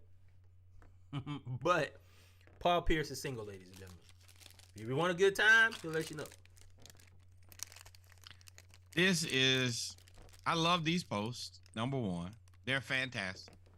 Nobody asked, but Paul just let us know he's single. These posts typically come with a jealous ex, and you knew that it was going to get 2.2 million views. I think this is a excellent move. City Boy's been running the score up anyway. Man, because y'all been losing, City Girls. I ain't neither one, but y'all been losing. Y'all currently in the champagne shower.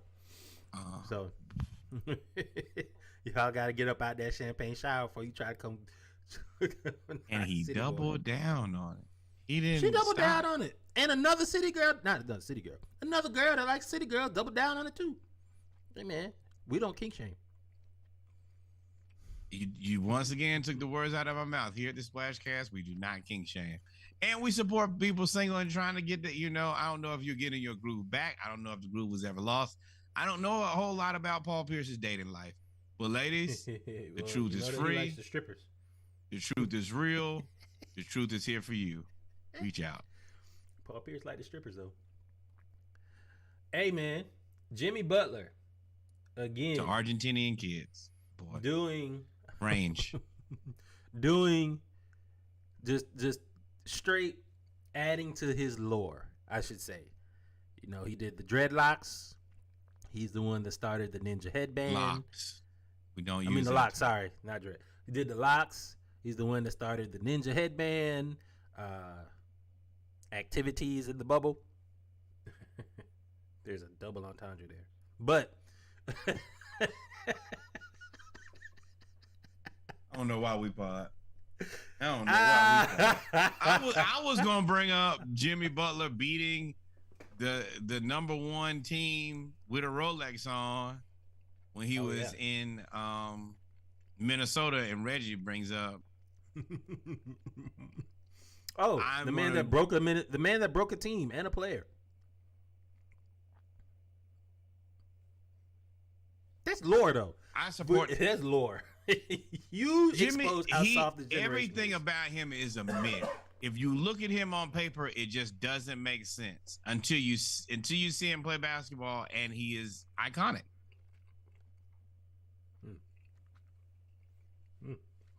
Iconic is a strong word, but he's really good at basketball. He's iconic. He's in the same vein to me as kind of like Kobe Bryant in the ability to will your team and to will yourself, not skill level, will level.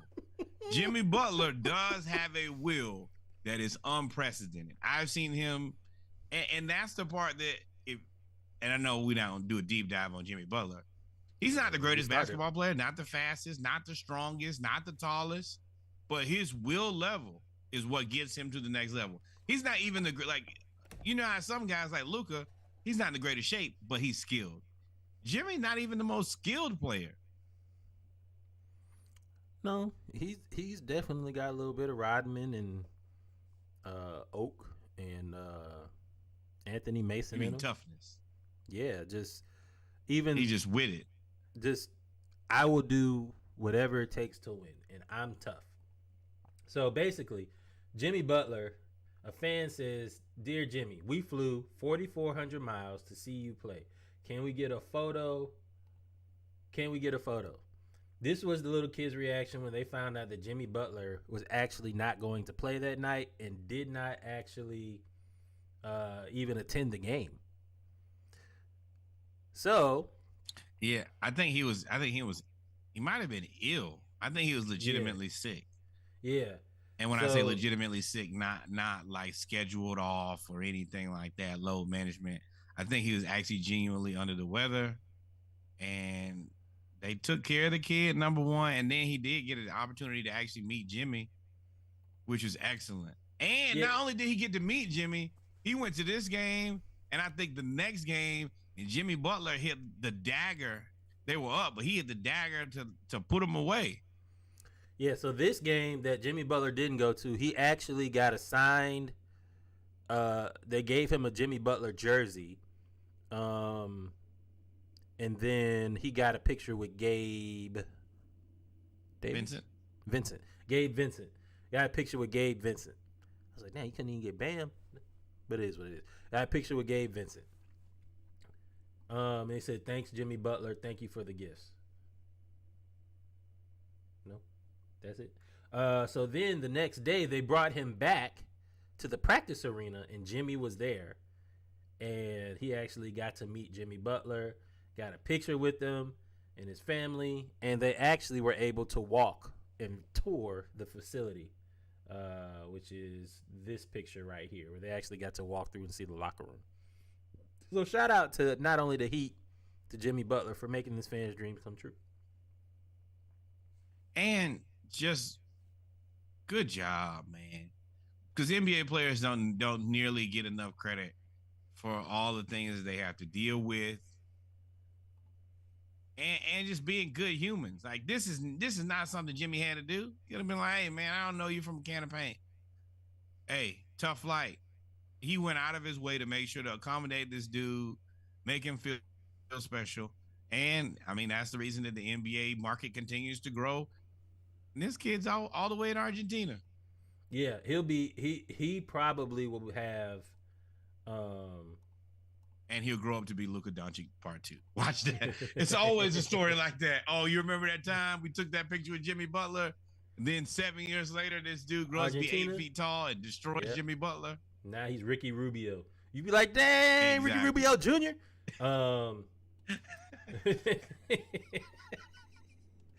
Hey, man. Every let's talk. Jason Tatum photo of all time. Yeah.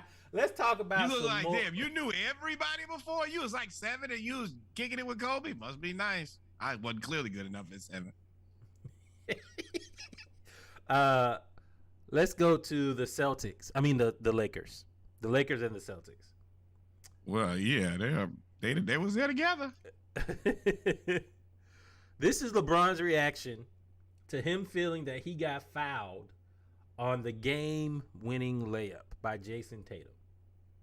And just to be clear, they lost this game in overtime to the Celtics, and it was a foul. Just to be clear, it was a foul. But look at this man. He is.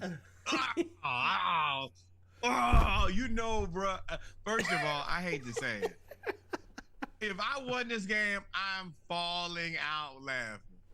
Oh, and Bron, if you my homeboy or not, you just gonna have to be mad, dog. Because you gonna catch these entirely jokes. Too mad. You are the second greatest basketball player of all time. You doing all of this, running around, yelling, take a knee, devastated. Well, we'll keep going. In his defense, he did say... Wait, hold on. Somebody told me this is the reaction after LeBron looked back and seeing everything he gave away for Anthony Davis. I don't know if that's true or not, but that's what somebody told me. He's like, oh, Kuzma and Ingram and Lonzo, what was I doing? Well, I mean, you got Rui. Oh, financially never recover. You got Rui. Got ruined. No, LeBron was so mad. He was in overtime, just absolutely pissed. I mean, LeBron. Think about this for the last 2 games. These are the 2 images we have of LeBron. Him sitting on the bench like this, when they getting blown out, and then him losing in overtime. Big mad. That's why LeBron be so good at Madden. He be going kicking people ass on Madden after the game. Sick of y'all. And the thing is, man, he had like 40 points now. Again, that's why he's sick. I'm 38 years old scoring 40 points and y'all fuckers keep losing. Best games of his life with Patrick Beverly running point. That's you though. You picked this team. You got this team. You got that cloudy ass bubble ring. But you know what this is. We all know what this is. When you planning to break up with a girl and you start going over the top on little things that she doing, you know that you finna make an exit. You came here, you brought me burnt toast, the eggs. They over easy. I asked for a scramble. You don't want to make this work. I'm the only person committed to making this relationship work, and I can't take it no more. I come here every day with a good attitude. I'm willing to go to therapy. Nah, it's over. He knew he ready to go. That boy LeBron causing the scene. His bag's by the door. You see, he walked off before. Ooh, walked straight off the court. Last time they was talking trash to him. He looked like nobody was talking trash to him. 50% from the field. He was torching them too. He got a right to be mad, but we gonna laugh. See, this is the other one. See, this the one before. This one we got. This is the one that made me laugh. The one with the Celtics was sad because he truly got fouled. But this one made me a laugh. Boy, Bron losing to the Clippers. Lakers are not supposed to lose to the Clippers, no matter how good the Clippers are. If you let Lakers fans tell it, you are not supposed to lose to the Clippers. And this is LeBron watching them get torched. Bruh, not even sitting next to nobody. Don't nobody sit here. Nobody can sit here. Leave me my space. Don't talk to me. This is when you're out with your girlfriend's friend and you're typically just sick of your girlfriend's friends. Now you're not actually sick of your girlfriend. You just don't want to. Now you like, man, I hate my girlfriend and I really hate her friend. And you sitting there with that look on your face for the specific reason for somebody to ask, are you okay? All right. Actually, Hell no. Actually, I'm not. I don't like none of y'all. And now she getting on my nerves. I only let y'all be around here because I like her. Y'all should have been gone. So, hey, LeBron, bro, what are you trying to play next year? So if you're LeBron, what do you do here? Get this together. That receipt not airline. Look, he mad. Look at him. You sick. Hey, Brian, you better get this together. That receipt not airline. Look, he mad. Look at him. I'm gonna tell you right now. If LeBron got to you though, with danger. You're playing with a lot of danger here, and I'm gonna tell you why. This is a black man right after work. A very sensitive time for all. At a job that he hates. Yes. Not a job that he hates, working with people who he hates. And you talk about his hairline. That's two very sensitive subjects for a middle-aged, well, I'm a late 30s, mid to late 30s black man. I guess middle-aged black man. Middle-aged. It's a very sensitive place. After middle-aged, yeah, I mean, I don't know. We don't live to be about 80 anyway. He mid-30s. He right home. That's middle. Mid. Woo-hoo. Woo, Lord. Life come at you fast. See, I got mad just like Bron did. But Mike said, hey, bro, it's tight around here. But yeah, you can't do this. And you thought it was funny. Had LeBron got a hold of you, boy, he would have let out a lot of frustrations on you. And would have gladly wrote the check. Would have gladly written the check, dog. The check would have been out of. What 50 say by have a baby by me, baby be a millionaire? Yo, the check is already written. The check is already written. Hey. I know if I'm LeBron, listen, how much you think he got to sue?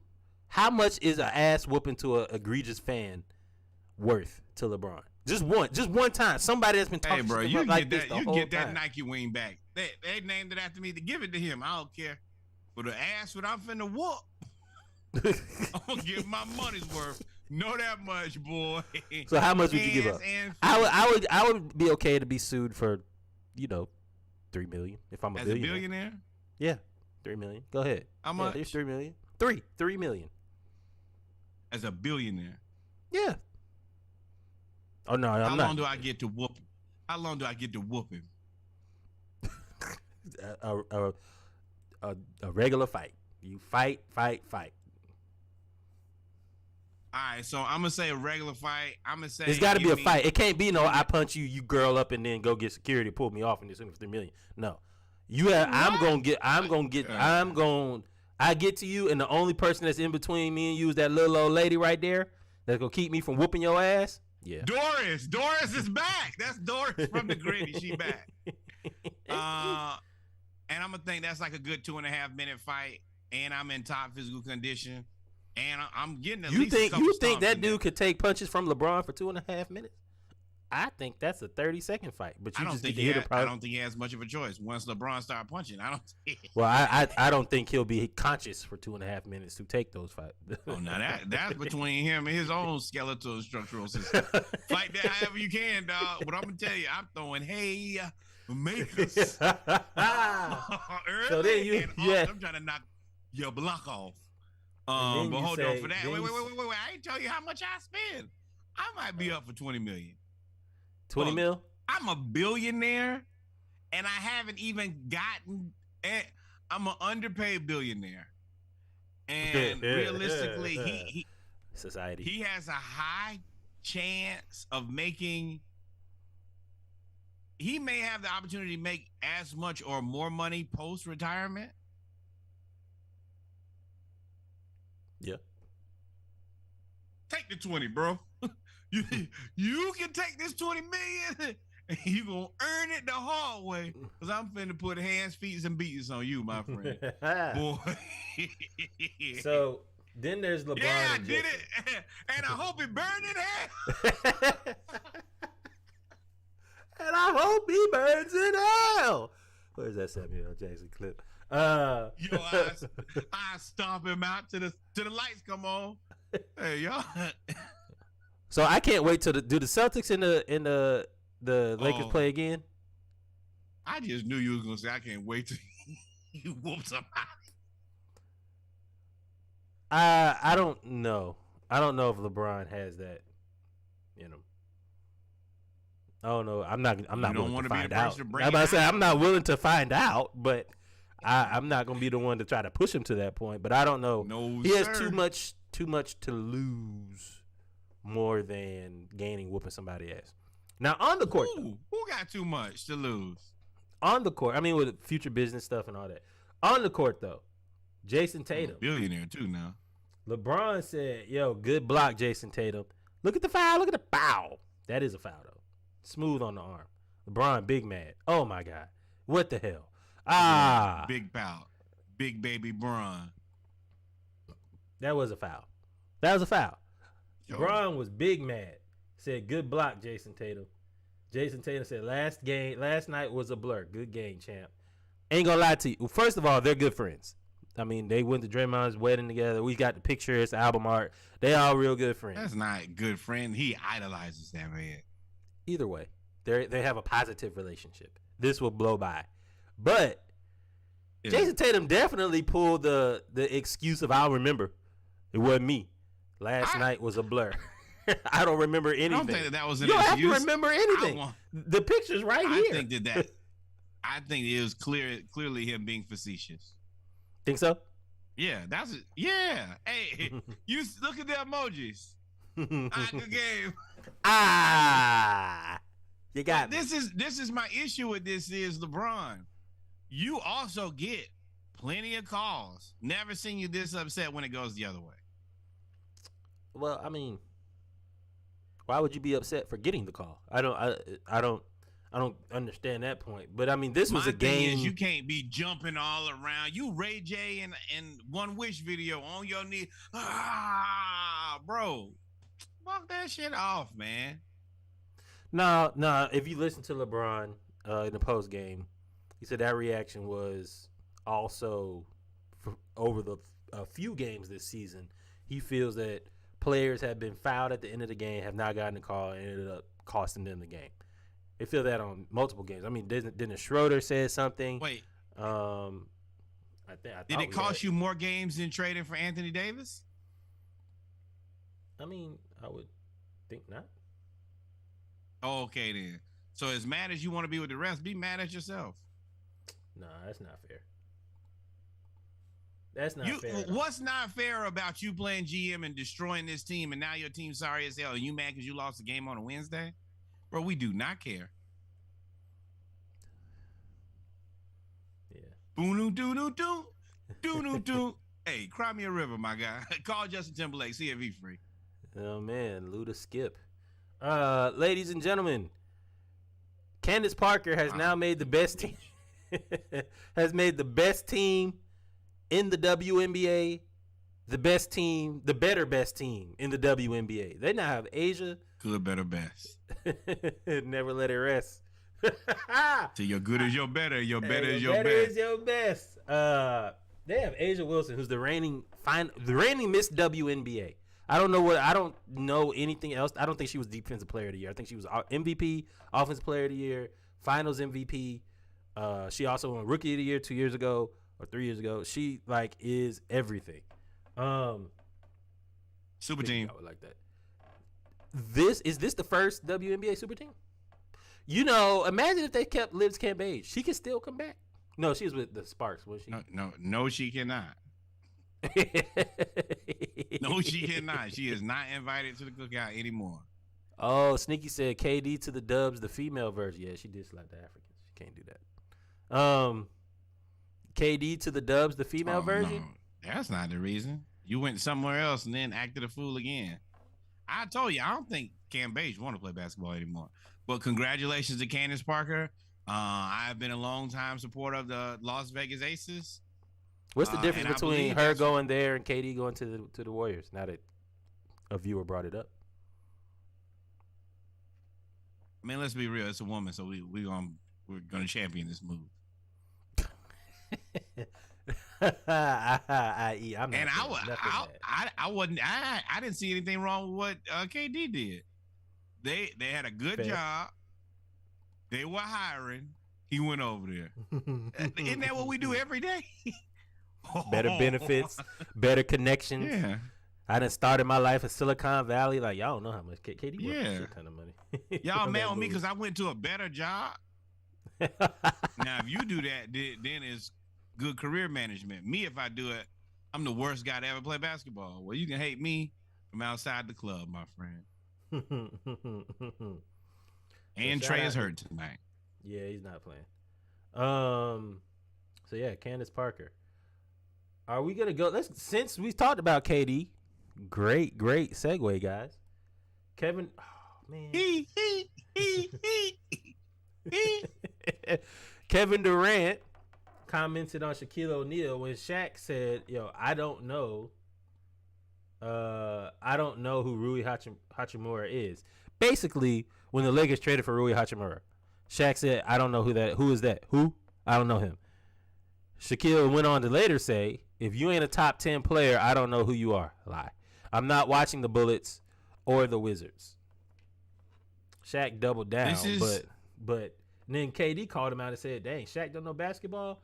And Shaq, one thing Shaq know how to do, he don't know how to escalate stuff like one level. He go from like 1 to 12. He said, "I don't know ball, but I know how red button pushing. You come over here playing." Woo! But I know how to brush my hair or decide to cut it when I was going bald. Love always the bus driver. The bus driver was such a shot. Jesus, that was a shot. I like all of this. Don't play with Shaq. And I also know that Shaq is the truth is not lying about this. We watch him when they cover the Hawks on TNT. If it ain't Trae Young, he knows just enough about John Collins. Chuck actually likes Hunter, and Shaq likes Bogdanovich because his name is Bogdanovich. The rest of you guys, you don't know who y'all are. Yeah, that's a big change from if I don't know you from top 10 to I don't know you. If you're not top 10, I don't know you. That's incorrect. Unless he was trying to say, why didn't you go get a top 10 player? Why are you getting this dude?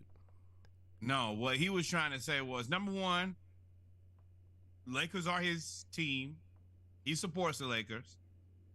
And he probably does not or has very limited knowledge on Rui Hachimura. And I don't think any of this is a lie.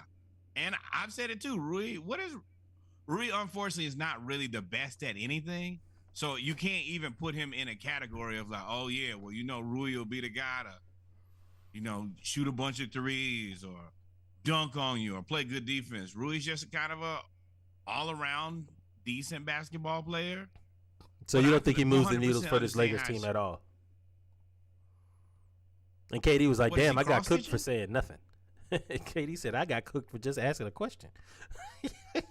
Yeah, so this is the thing. Punctuation matters.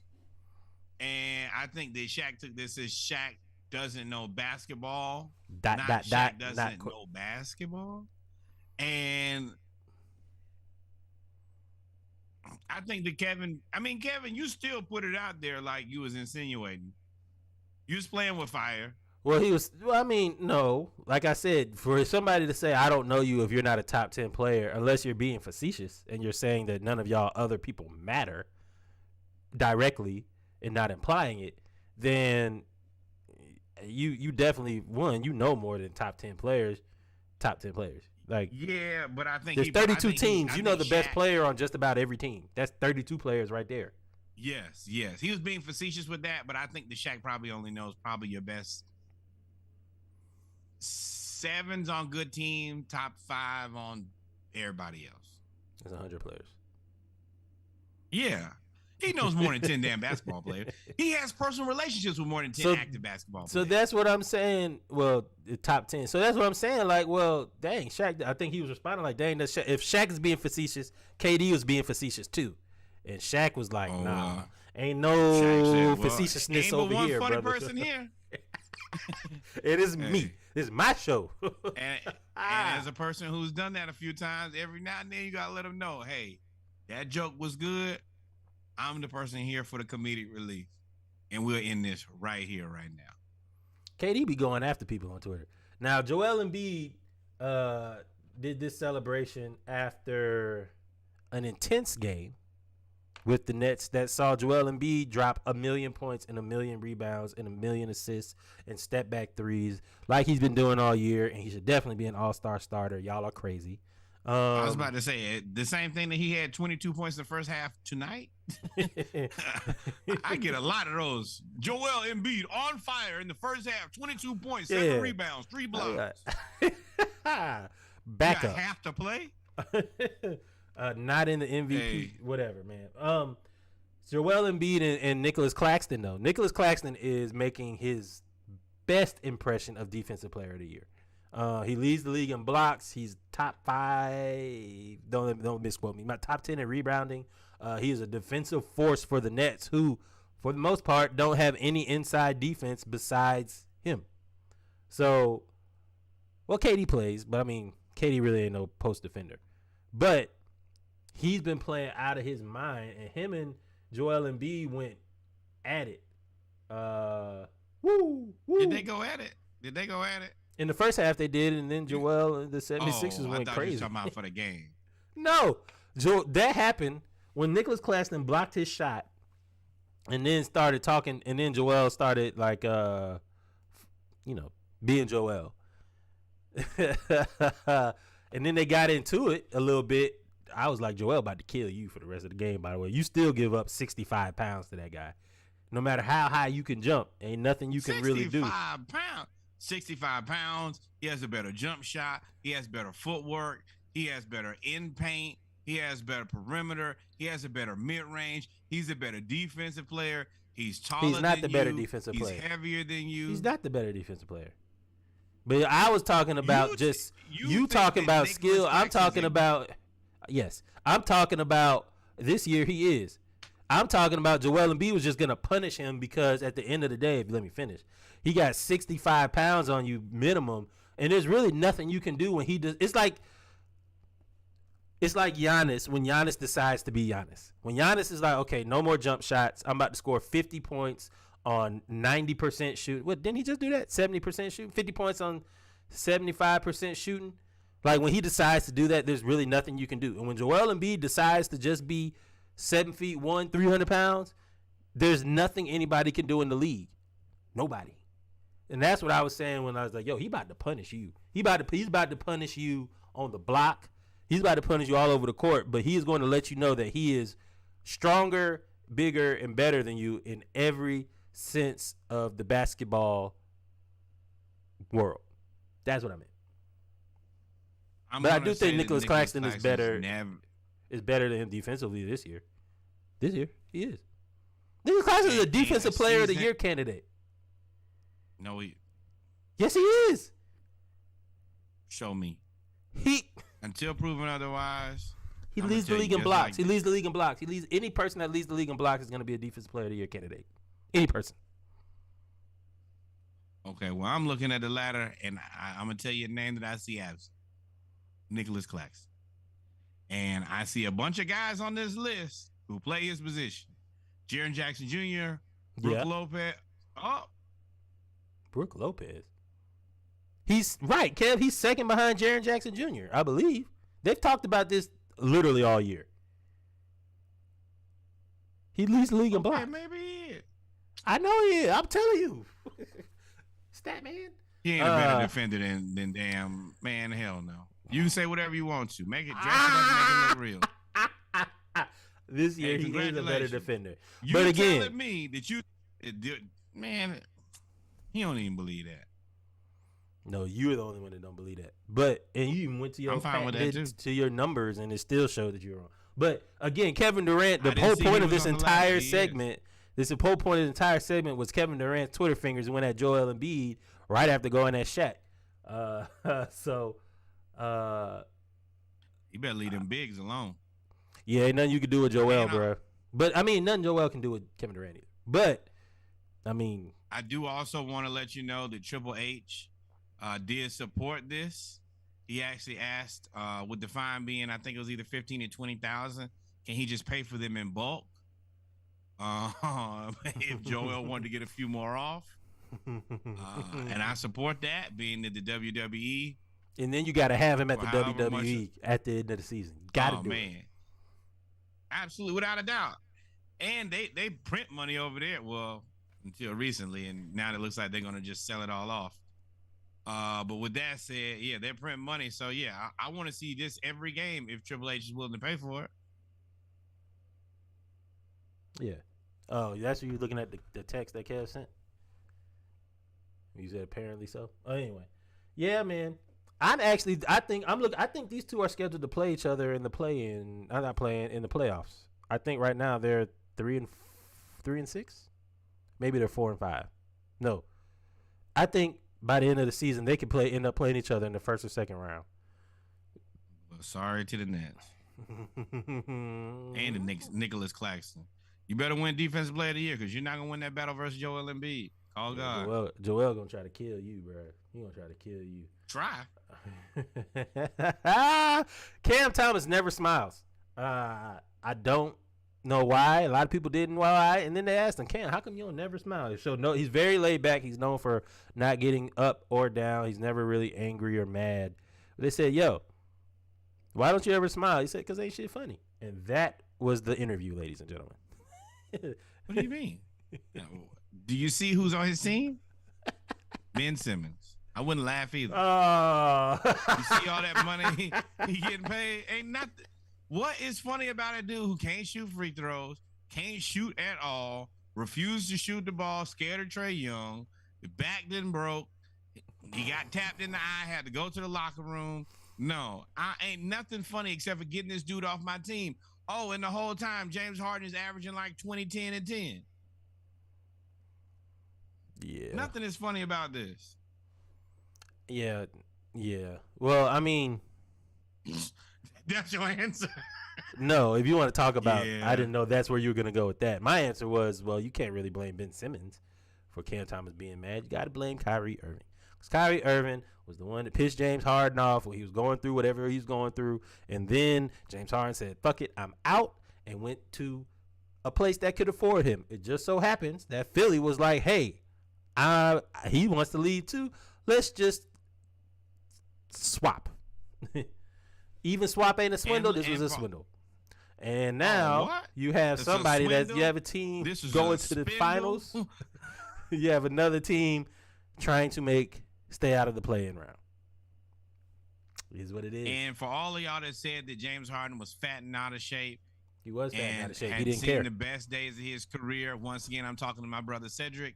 He is averaging 21.3 points a game, 6.3 rebounds a game, and 11 assists a game.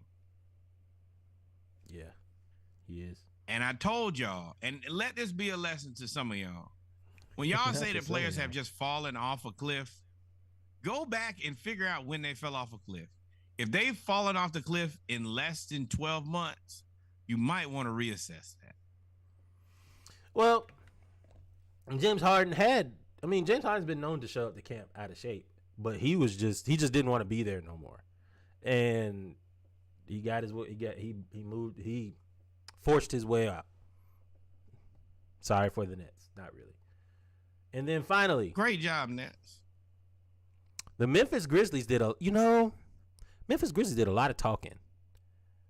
Ja put them out there, put the bullseye on their back. I'm good in the West. I only he didn't say fear. I only think that we have to deal with the Celtics, which is tough, seeing as how you haven't come out of the West yet, and you weren't in first place at the time. And now that bullseye is turning into a firing range. They have Jaren Jackson Jr. has 88 steals, blocks, is credited to Jaren Jackson Jr. in 16 home games. 16 away games is only 45. And I think that is a microcosm or a small look into Memphis as a whole.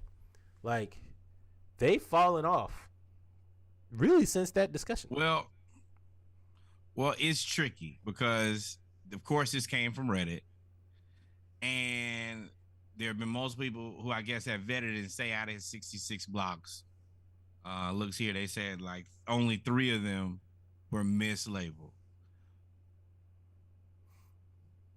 Which is okay, even if everything is true. How can you explain a guy who is a monster at home and a mouse on the road?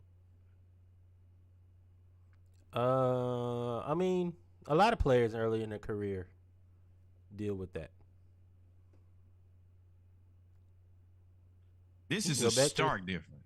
You go back to Scottie Pippen. Scottie Pippen early in his career was not great on the road. It's everywhere now.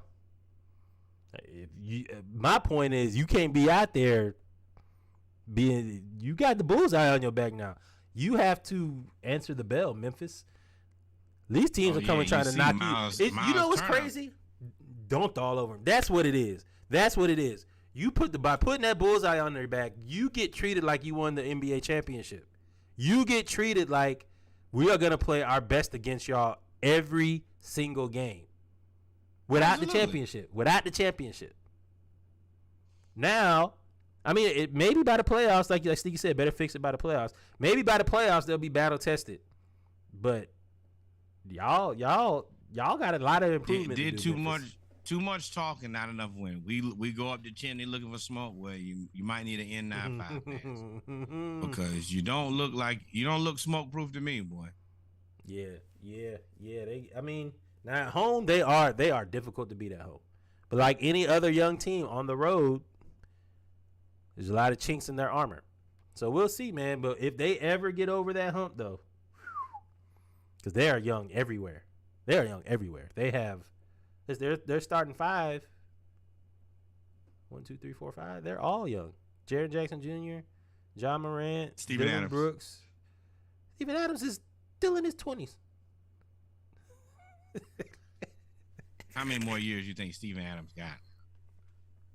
In the role that he plays, however long he wants to play. Yes, you're right. All you gotta do is be big and move people. Be out of the way. big and get the rebound and be a bodyguard. You can do that. You not strong no more, and we both know that Steven Adams is Super Saiyan strong. So he probably gonna be strong until he die. But at a certain point, does Jaren Jackson Jr. not have to move into the 5 role? I think so. I think Steven. I mean, they did it. They've already done that in the playoffs last year when they said Steven Adams was unplayable. He's getting smoked. So they put Jaren Jackson at the 5, and they bring in a matchup thing. The light skinned dude, the Brian Williams, Grant Williams. No, I can't. Grant Williams with the locks. plays for I can't. No, it's not Grant Williams. I can see his face. But you know what I'm talking about. So they'll bring him in. Mm-hmm. So yeah, I mean, Jaren Jackson Jr. has to play the 5. He could play the 5 against everybody except for like Joel Embiid, Nikola Jokic, Ayton, and the only thing I don't like about him is I think his motor. I think this is kind of indicative. His motor does not run the hottest. I don't think that, and I think that he's one of those guys. He's a big who floats around the 3-point line too much. I hate he got a little bit of Carl Anthony. Do you think he's really a 5 though? I don't think he's really a 5. Too tall not to be. You can't be. You thought he was a 4. I thought he wanted to be a 4. He's what 6'10", ain't he? Yo, I get so tired of these Anthony Davis ass dudes out here. I'm tall as hell, but nah, I'm actually a power forward. Bro, if you don't get your ass in, like, that's where I kind of agree with Hakeem. Even though he was wrong, I'm not going to say Hakeem was wrong because he's the dream. Yeah, he's only 6'10". He's a 4. How many centers are taller than him? Not very many. He's same size as Clint Capella. I mean, he's an inch taller than John Collins. Welcome to NBA centers. You know, John Collins is a 4. Raptors, right? John Collins is a 4.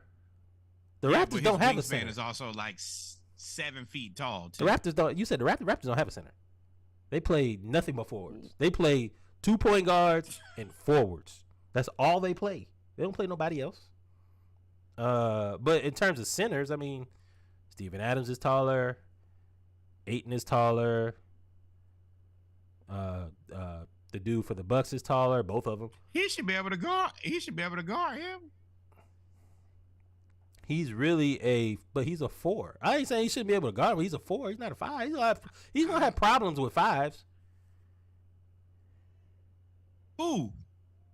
Jaren Jackson Jr. He'll have problems with. I mean, what fives are gonna give him trouble? Joel, Nikolai. Joel's a problem for the entire NBA. Yeah, Joel. There's not that many centers, like true blue centers, but I mean, you'll have problems with 5s. Anybody that's a big person. I think any 4. I think he has qualities that could. I mean, like Vooch is not gonna give him problems because he's quicker than Vooch. But I think if Vooch gets him in the paint, I think Jaren Jackson Jr. Man, a 6'10" with a 7'4" wingspan, bro. You need to play the 5. Nah, man. You play the 5 on my team. I'm not doing no more of these Anthony Davis. Oh no, I'm actually a stretch 4. Well, if you don't get down there in the paint. So what is a 4 then?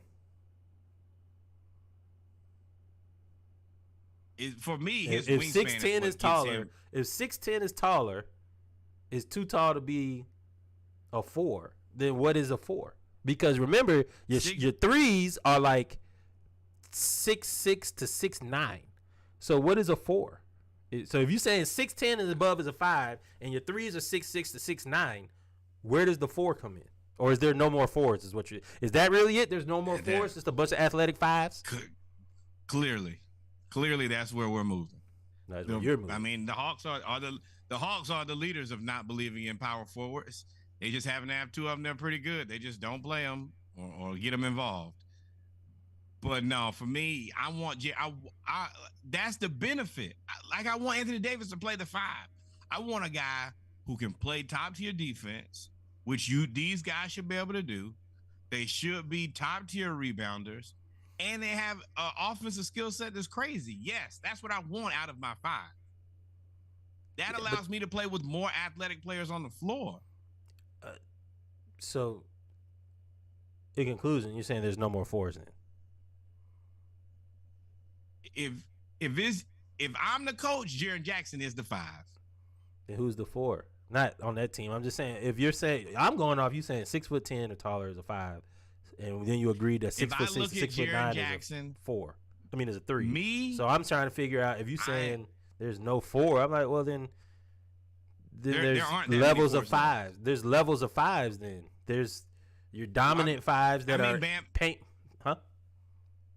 Bam Adebayo is a 5. He's a 4. Really he plays the 5. He's a 4 though. You're saying he is a 5. And I'm like, no. Well, I mean, on that team, he is the 5, and he's not a bad 5. Okay. Okay.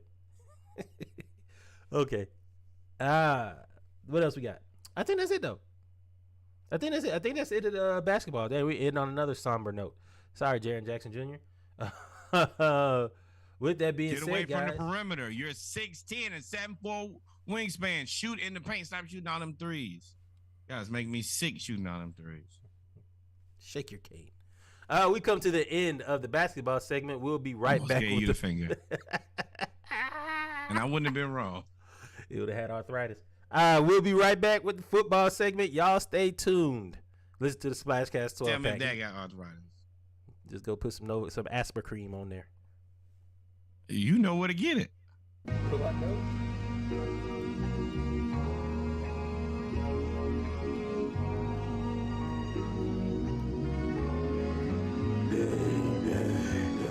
gotta see through all that bullshit and just rise above, you know what I mean? Fly shit, fly shit, fly shit, fly shit. Fly. Playing in the game, are you connecting the dots? Really ain't much for you to gain when you're arrested by cops. Get convicted, then you can't get a job. End up having to rob, can't let your family starve. Children wake up in the night looking for something to munch. What the fuck we tell our landlords on the first of the month? They just talk about the drugs that they can't hear from the doc. Wanna be a bunch of actors, but they can't give me props. Oh no, they can't give me props. The system getting overread. I'm just stepping up the bar, so tell them rappers to get over it. Gotta do it my way, can't do it how Hova did it. Wanna be rapping for so long, they think I overdid it. Praying for the worst, don't wanna see me doing well. If the stakes are high, then let me cook, I need my medium well. Don't believe in all the stories that you see the media tell. See the world and be the biggest, just compare me to a well. I said we came so far, never thought it'd get hard. Used to look up to the stars like one day that could be us. Please don't take this wrong, problems ain't just solved. Sometimes it could be hard like when you're just getting up. You wanna be smart or dumb, they poisoning all our young. Gave our people the dust, was swept it right under us. For years they've been robbing us, protesting they solving none. We just fighting in the war that simply cannot be won. I said we came so far, never thought it'd get hard. Used to look up to the stars like one day that could be us. Please don't take this wrong, problems ain't just solved. Sometimes it could be hard like when you're just getting up.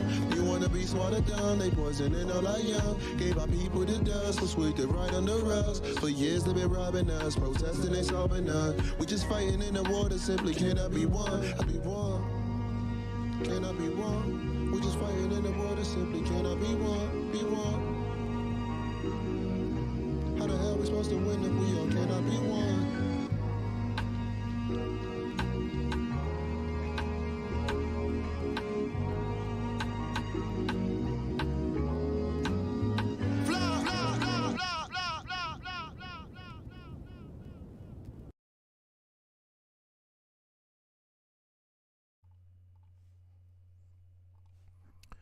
Welcome back, ladies and gentlemen, to episode 88 of the Splashcast, the Around the League edition, Monday Night Raw. I am your co-host, Reggie, back with our news around football, our final segment, football news around the NFL. I don't think we have any college news, but we do have some news around the NFL. Of course, you know it was championship weekend. But before we get to the games, let's start out with what can be said as somebody that was fired got a job really, really quickly. Former Colts head coach Frank Reich has now become the new head coach of the Carolina Panthers. Frank Reich now returns to the franchise he quarterbacked in 1995, fresh off of that comeback win against the Buffalo Bills in 1994, I believe. Yeah, 94, 93, one of them years. So Frank Reich leaves timeline, becomes the offensive coordinator for the Eagles, when Super Bowl, leaves, becomes the head coach of the Colts. Colts do decently, not great, not bad. Sticks his neck out for former football quarterback and starting quarterback Carson Wentz. Immediately cuts him and says, I stuck my neck out for that guy, and it almost cost me. And it did costing him, because that soured the relationship between him and Jim Irsay. He is now going to be the head coach of the Carolina Panthers, a team with really no quarterback per se. Interesting. I thought they were actually going to hearsay. Who says that they do have a quarterback? I said per se. So, I mean, they cut Baker. I'm about to say, yeah. Baker's a Ram. I said you have two halves make a whole. Could be Baker and Sam Darnold, but no. Sam Darnold. They don't have a quarterback. Drake. They don't have a quarterback, so it's interesting. Him. No, you think they're gonna? I think this Put some shoulder pads on, Frank. You go after. You go after. Steve Young was ready to play. C.J. Stroud. Did they finish before the Falcons or after the Falcons? Before. I think they got the number 7 pick. They might be the number 9. Either 7 or 9. So you think they go for from C.J. what Stroud? I've seen, I've heard that they're in their market of possibly trading up for Will Levis. Baby got me. You look at the quarterbacks that they've kind of had over time. Will Levis. Your Peyton Manning, your Andrew Luck. I think that Will Levis falls into Jim Irsay's. I'm trying to think of the right demographic a little bit better, but they might be due for a change here. But Frank, I don't really hate this hire. I don't think that he's a good pickup. I'm not afraid of the Panthers because they got him. I think they're picking him up so that he's a quarterback. I think the Panthers are picking him up, and I think you pair him with a quarterback. I think that's what they're doing. That's why I think Will Levis is shocking for me. I thought it would have been C.J. Stroud personally. Will Levis is a Colts guy, even though the Colts don't have a coach, or do they? Oh, you're right. I don't know why. You're right. The Panthers. C.J. Stroud. I don't know what their situation is. They have a history of black quarterbacks. They're looking for a better version. I think the Panthers draft behind us. Yeah, I think they're 9. Yeah, if I'm not mistaken. I don't think that. Yeah, I don't know. Hey, they better trade up. What? I hope a quarterback falls to us. Nah, Levis might be there. I know C.J. Stroud might not. It depends on if you ever run a defensive players. Levis is not going to be there. The Texans are going to take a quarterback. You think so? The Colts are going to take a quarterback. You think the Texans are going to take a quarterback? Yeah, you have to.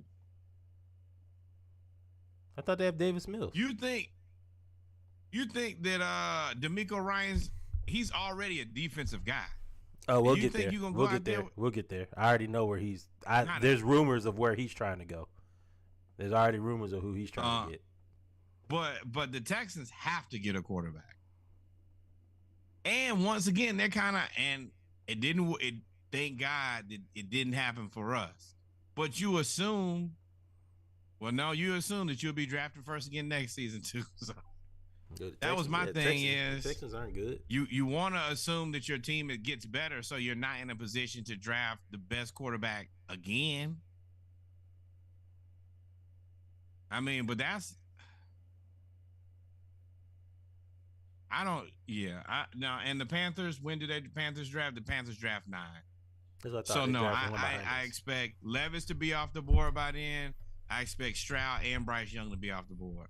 So you know who that would leave them. You know who that would. Anthony Richardson's going to the Panthers. You will get that will be an up close and personal experiment for us, because we are on opposite sides of the Anthony Richardson coin.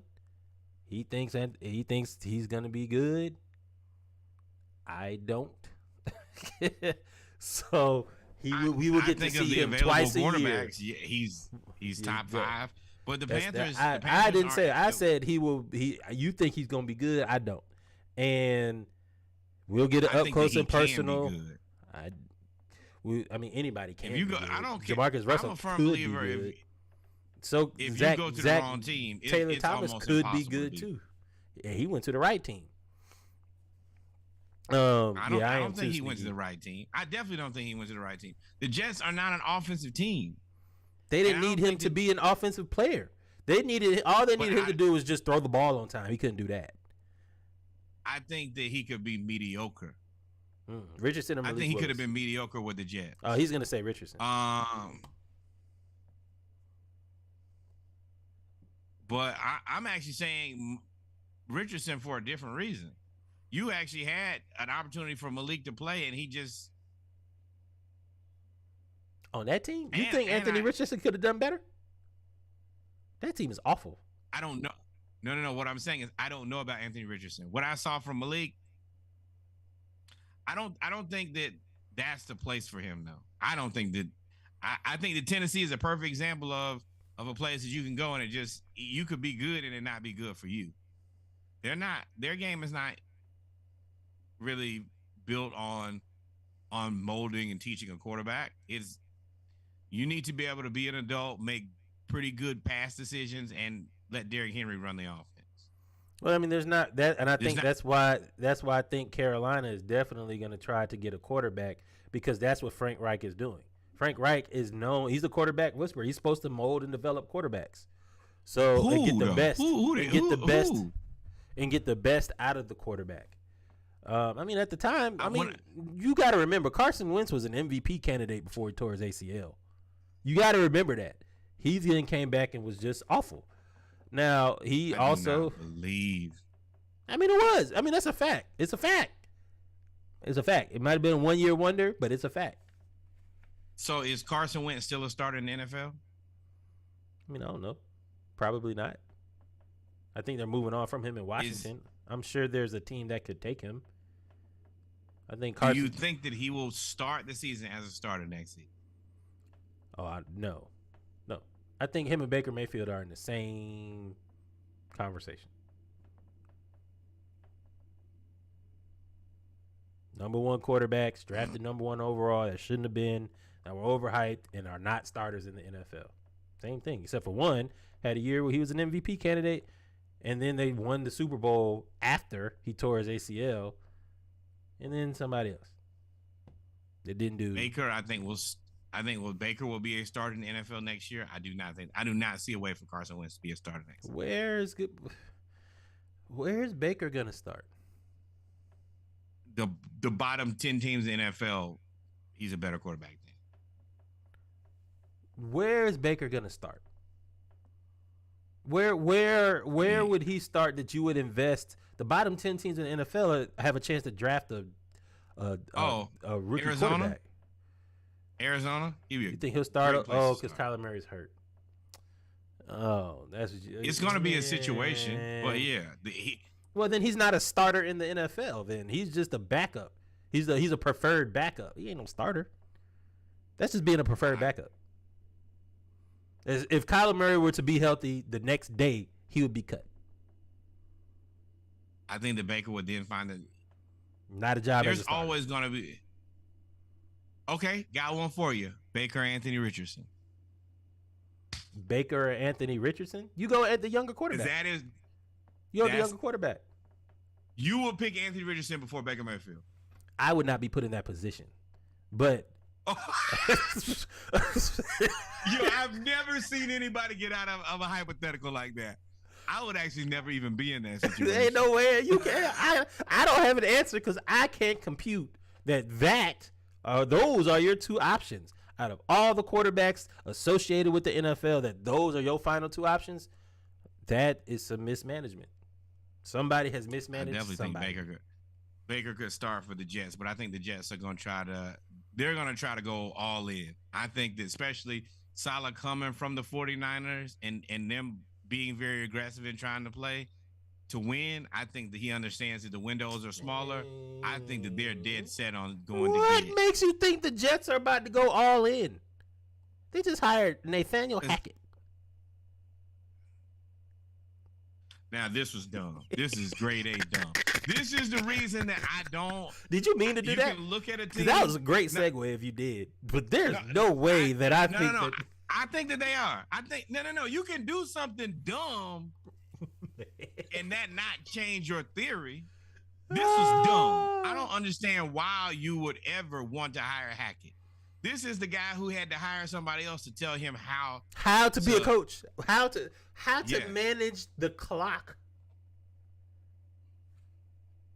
So no, I would not put that guy in charge of my offense. If you don't know clock management, which is something you learn playing Madden at about 7 years old, it's no way that I'm going to make him my offensive coordinator. Which this is the reason that there are certain teams, and as much as I like Robert Saleh, I don't trust that he knows what he's doing on offense. No, he's a defensive guy. Now, I will say, I do have jokes for Nathaniel Hackett because they were there. But he was Aaron Rodgers' quarterback coach. And what? Yeah, I also taught Vince Carter how to jump. Boy, if you no. I mean, Aaron Rodgers preferred to have him as, I mean, you got to look at it. Their offense is taking a step back. They took a step back last year. And Nathaniel Hackett may be a better offensive coordinator than he is head coach because he won't have to make the overall decisions for the entire football team, and he could just coach. There's been plenty of bad head coaches that were good coordinators. Plenty. Or Aaron Rodgers knows this is a guy who will do what I tell him to do. I mean, that's true. That could be it. But there are plenty of bad head coaches that are now good offensive coordinators or good coordinators. I won't say offensive. And Mike McCarthy was the coach for Aaron Rodgers, and we don't believe that he can coach his way out of a plastic bag. I'm willing to say, do you think the Jets offense? Well, I'm not gonna say it can. I'm not betting on it getting any worse. I don't think that you can get any worse than a draft pick that nobody wanted. Now, I will say this stat is hurtful, boy. You were the head coach, and they averaged 15.4 points a game. They fired you before the season was over, and they started averaging 27.5 points a game. Now, we don't know strength of schedule. We don't know any of that stuff. But they then finished with a league worst 16.9 points per game. Yo, that's when you're supposed to be an offense, and you got hired as an offensive coordinator. Who is this? What was your interview like? Y'all did. If they presented these stats to you, was no interview. And then you say, explain this. Like, what? How do you explain this? This proves that this is a good old boy system. Because the numbers don't match up. The numbers ain't even close. And you're an offensive coordinator. And you don't score points good, son. What the hell you doing here? Go on home. Don't need you. And you ain't got no quarterback. And you ain't got no quarterback now. Right now, just ain't got no quarterback. They got a quarterback controversy of mid. Who is going to be the first backup? Who's going to be the first backup? So, hopefully he makes it through the whole. Ooh, that's mean. Hopefully he makes it through the whole season. I don't care. I'm gonna say it this time versus last time you get fired in your first. Hopefully, why do you want to subject the Jets to a whole season? Because they made the decision. They made the decision to hire him, just like LeBron made the decision to trade everybody. Look at that! Look at that! You gotta make lie in the bed. Decisions,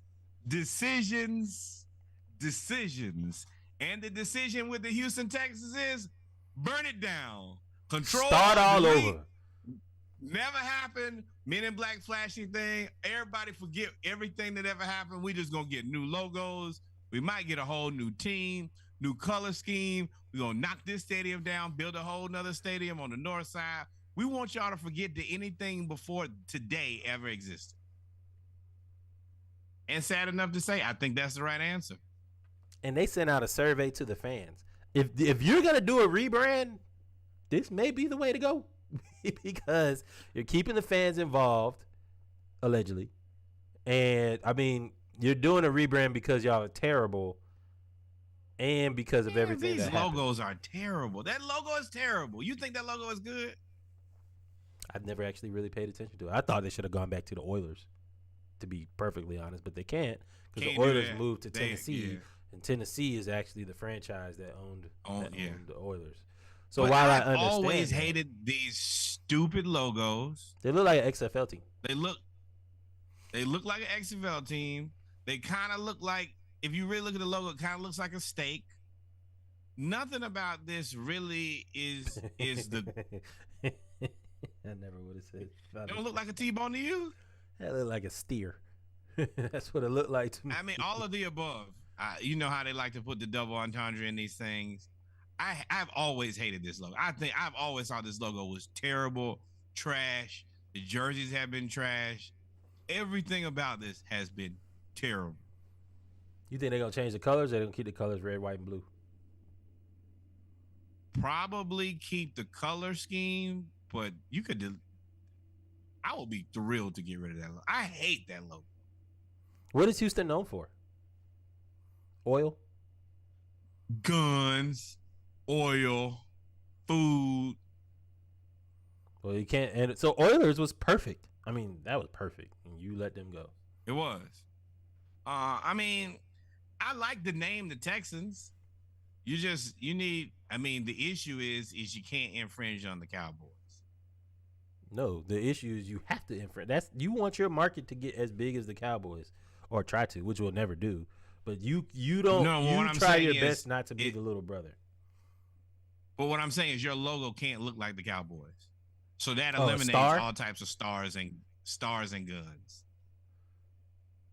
Oh yeah, I was gonna say had to do like the Oklahoma State Hokies. It's too much like a cowboy. They are the Cowboys.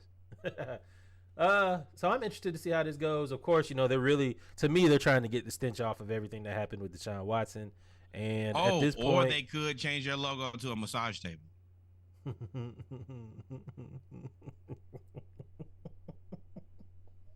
I mean, or a lady doing the dish towel. This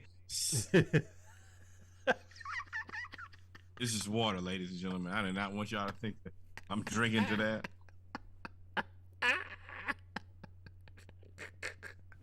And if you don't know, now you know, or you don't. I am not Tony Romo. I'm not. Yeah, just search on incognito browser if you look that up. Be careful. Where are we at, man? Let's get into the games. Let's get through this first game, please. Championship weekend. It start. Philly they went all out. I ain't gonna say all out because it's. I said it was gonna be Meek Mill to lead them out, and they brought Lil Uzi Vert instead. Not bad. Joel Embiid was there with Kevin Hart. Every time I see this picture, I think of Cat Williams' joke about Shaq. Yeah, you could not. There's never a way that me and Embiid are going to stand next to each other. Kevin Hart and Joel Embiid looks exactly like. Kevin Hart looks like he's photoshopped into the photo. You know how like people that don't know how to Photoshop or just learned about it, they Photoshop somebody but forgot to resize the image. Bad. They forget to resize the image. Like he's smaller than everybody else in the image, including the woman. Like she's advertised for a woman. She's 5'5". He's about the same height as that little ashtray right there / fence post thing. Kevin Hart looks like That's terrible. He does Rich, look like though. he's been photoshopped into it though. But hey man, comedic rock star shit. That's what you got to do, man. And you could probably sit on Embiid's neck like a child too. You can't do that. If you do it, that's the ultimate troll. That actually would be funny on both. Didn't KC do that not that long ago? Who? KC from Jodeci. He did. He sat on whose neck? His security. Oh, yeah, he did don't forget in about the that. game and started singing, and then didn't he eat like a hot dog or something like that? Somebody gave him his chicken. Hey, all right. So, Eagles versus 49ers. What? Let's get into this game. Let's get away from eating a hot dog on somebody's neck. That's not how I meant that, man. Yeah, Nessa, he was. I was right. He was eating chicken wings. I know I wasn't tripping. He was getting carried to security on security's shoulders, eating chicken wings. And but you anyway, can't say Houston Bullets because of everything in the world right now. No, Houston Bullets ain't gonna fly. Carson Wentz. I mean, speaking of Carson things Wentz, that you should say and think about. Houston Bullets do fly, but it's not gonna work as a team. Learn to duck. Both of Carson Wentz's backups on the Eagles have now led the Eagles to the Super Bowl. Carson, he is that in a sucks. weird situation. That's the reason I brought him up earlier. Do you just quit, or do you go and be a backup? Because he's not old. He's a young backup. But you just can't. You're just not good. I think more God, I hate Baker Mayfield. More people believe in Baker Mayfield than him. I think, yeah, you go be a backup. Go be a backup for the Jets. You know, this is what he should do if he wants to stay around football. Saints. Yeah. You know, the backup for the Bills knew that they were brought in not to play. They were brought in to develop Josh Allen. While people that may not be good on the field, they may have the smarts to be coaches and stuff off the field. That may be the route for you, Carson Wentz. It has already been established that you will not be starting another game in the NFL on purpose. It'll be by accident. Maybe you should go be a backup and work with one of these players and say, don't do this, don't do that. That might be you. You can't have any ego, though. Minnesota, Denver. They'll believe in you in Minnesota. They still believe in Kirk. Oh, take your ass to San Francisco. Yeah. If there's anybody that can play with any quarterback, no. it's Kyle Shanahan. Probably not. Because yeah, I will go there because the other two guys are gonna be hurt. I think that he's too good to just be. Well, I think that he was anticipated to be too good. That's the biggest issue that I have with the whole situation is he has so much pressure to be a starter that everybody can't go and just be a backup because of your gravity and what people expect out of you. Like Cam Newton, he could never go somewhere and be a backup. I feel like even though I don't think that many people feel Carson Wentz is good, I feel like him as a backup, he's always going to have pressure on the starter that if the starter doesn't win, play Wentz because he looks like he should be a good football player. So I do not believe he's a good football player. So I think he looks like what you want a football player to look like. So if he's not going to start and his persona is too big to be a backup, then you think he should quit? I just don't know what to do with him.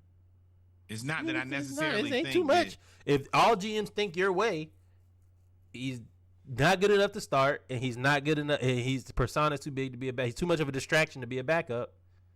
And that means coach.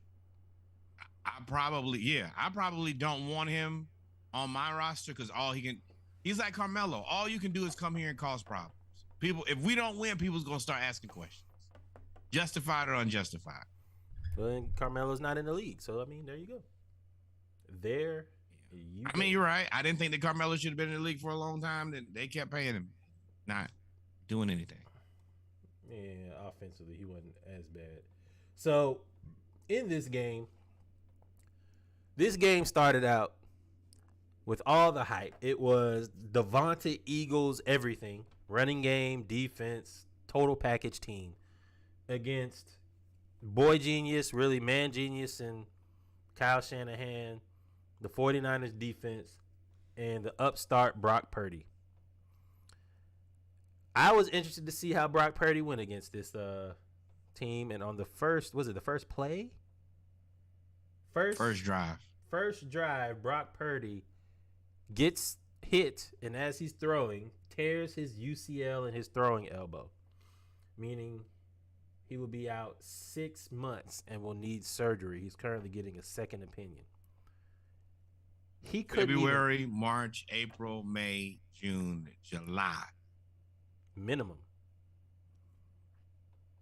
Carson Wentz, you better try to get over there, bro. And so mind you, he's the third string. Mind you, he's the third string, and the game wasn't really out of hand, right? It was 7-7. Even with Josh Johnson, like they brought in Josh Johnson, who was the fourth string quarterback, who then ended up getting a concussion. and they had to bring back Brock Purdy, who could not throw the ball.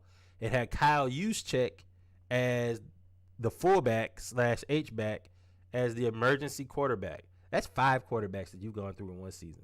5. And, of course, we knew that Philly was favored to win the game anyway. You go to Philly with no quarterback, as many people would say, you might as well not have a quarterback with a 7th-round draft pick. No. Obviously, when you don't have a quarterback, this is what happens. 31-7. And it really, I think we were spot on with our 31-17 prediction. If Brock Purdy plays, he probably gets them 10 more points. Brock Purdy didn't play, the game was over. The game was over. Everybody knew the game was over. Even when Christian McCaffrey had his crazy, crazy run, we knew the game was over. Because Philly's just not too sustainable. good. Yeah, Philly's too good. And Hassan Reddick, I don't know why y'all not discussing him as Defensive Player of the Year. But Hassan Reddick had three tackles, 2 sacks in the first half. Well, Chris Forrester, the offensive line run game coordinator, you fired, my friend. You can't come back. For who? No, the offensive line coach for the 49ers, you got to go home. Oh, because everybody hurt. Go home. Everybody hurt. And the 49ers ain't had their back. If you can't, if we have run out of quarterbacks due to protection, you got to go. It might not be indicative of who you are, but the fact that you cannot protect the quarterback, and they haven't protected the quarterback in a while.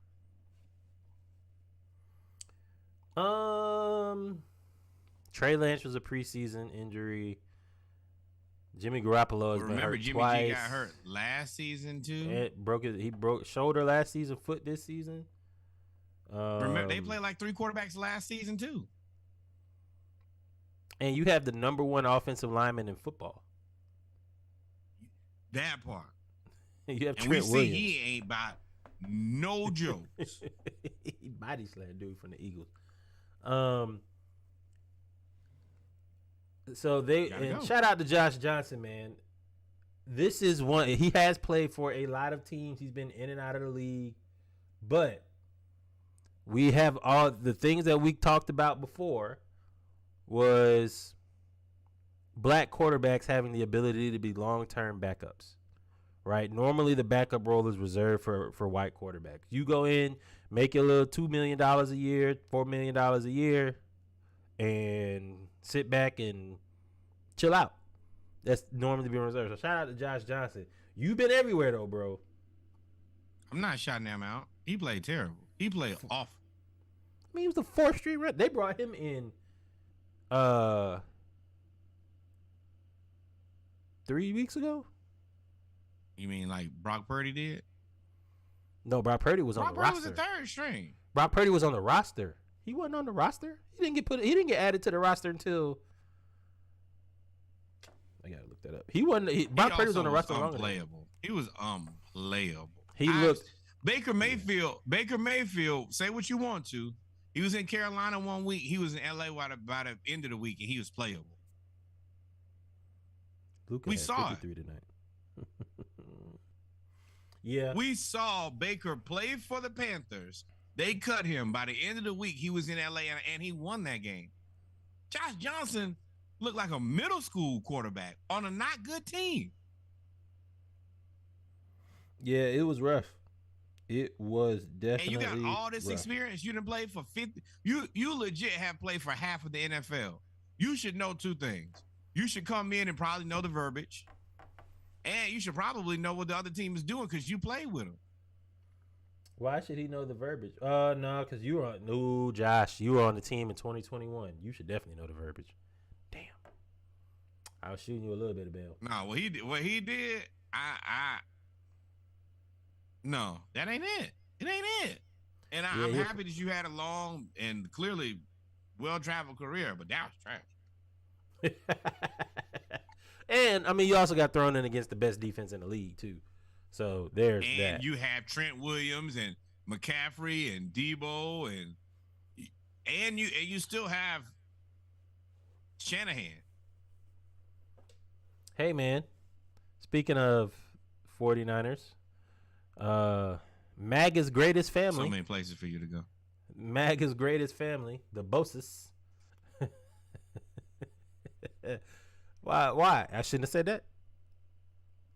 No, it's amazing how they're willing to constantly prove you right about being exactly who you thought they were.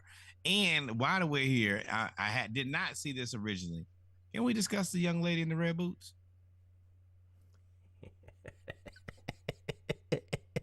The Funkadelic boot. Where did you get? And Bootsy Collins would like his boots back, man. That's what happens when you make a lot of money. You could just dress up weird and say it's fashion. Well, you think she makes a lot of money, or she's related to somebody who makes? Well, okay. When you come from money, is that better? That's rich adjacent. If she's related to them, their daddy was rich before they got there. Did their dad play in the NFL too? Yeah, nah. And they you don't think we are not a political podcast, and I was not about to. I had a joke, but get I out don't of have there that get anymore. Put that thing in reverse. Money is green. But this is Bosa, big man. Goodness. Philly fans are ruthless. Hey, when did the Chargers play this week? Are you Snapchatting your? No, I'm just videoing you. The guy who's not playing today. Bosa!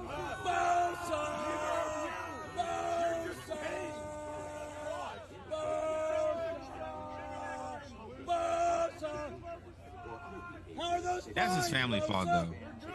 Y'all have to know his temper. You have to know his temperament. And you have to know that you can't do this because he has his phone in. Yeah, you. Well, first off, if Joey Bosa wants to do whatever and say whatever he wants to, there's really once he made that step, there was nobody that was gonna stop him. Because speaking for me, if my temperament isn't on fight and I'm just there to have a conversation, if I walk towards something, I'm not looking for an altercation. Don't try to stop me and make me look like something that I'm not. That's gonna make me angry. No, the reason stop me. The reason that I have to stop you is that guy has nothing to lose. You have everything to lose. And you're gonna have people talking about you like we're talking about him for doing this foolishness right here. He big as hell. He bigger than every. And it's multiple of them. Because they dad ain't small either. I mean, she got on 6-inch hell platforms no. and she comes up to his shoulder. Joey Bosa, I mean, this is the same thing to me about like picking a fight with LeBron. Like, if that man get his hands on you though, no, it ain't. Hell no. Now we he don't talking have as about much LeBron. money. He don't have as much money. LeBron, hey boy, let me tell you this. This a next level of smoke. And if you're not of the right understanding, then it might get real quick. Yeah. What? Hey, I don't want no smoke with the Bosses. Oh, you said no. Okay, you missed what I'm talking about. Joey Bosa is a big human. You wouldn't be talking shit to this big human if he wasn't who he was. If he wasn't Joey Bosa, I would not be talking shit to this big human, period. If he wasn't Joey Bosa and he was just a regular guy that you couldn't sue if he knocked the shit out of you, you wouldn't have gone up to him and said all this stuff. Same thing with LeBron or any athlete. But this guy is different. LeBron is a basketball player.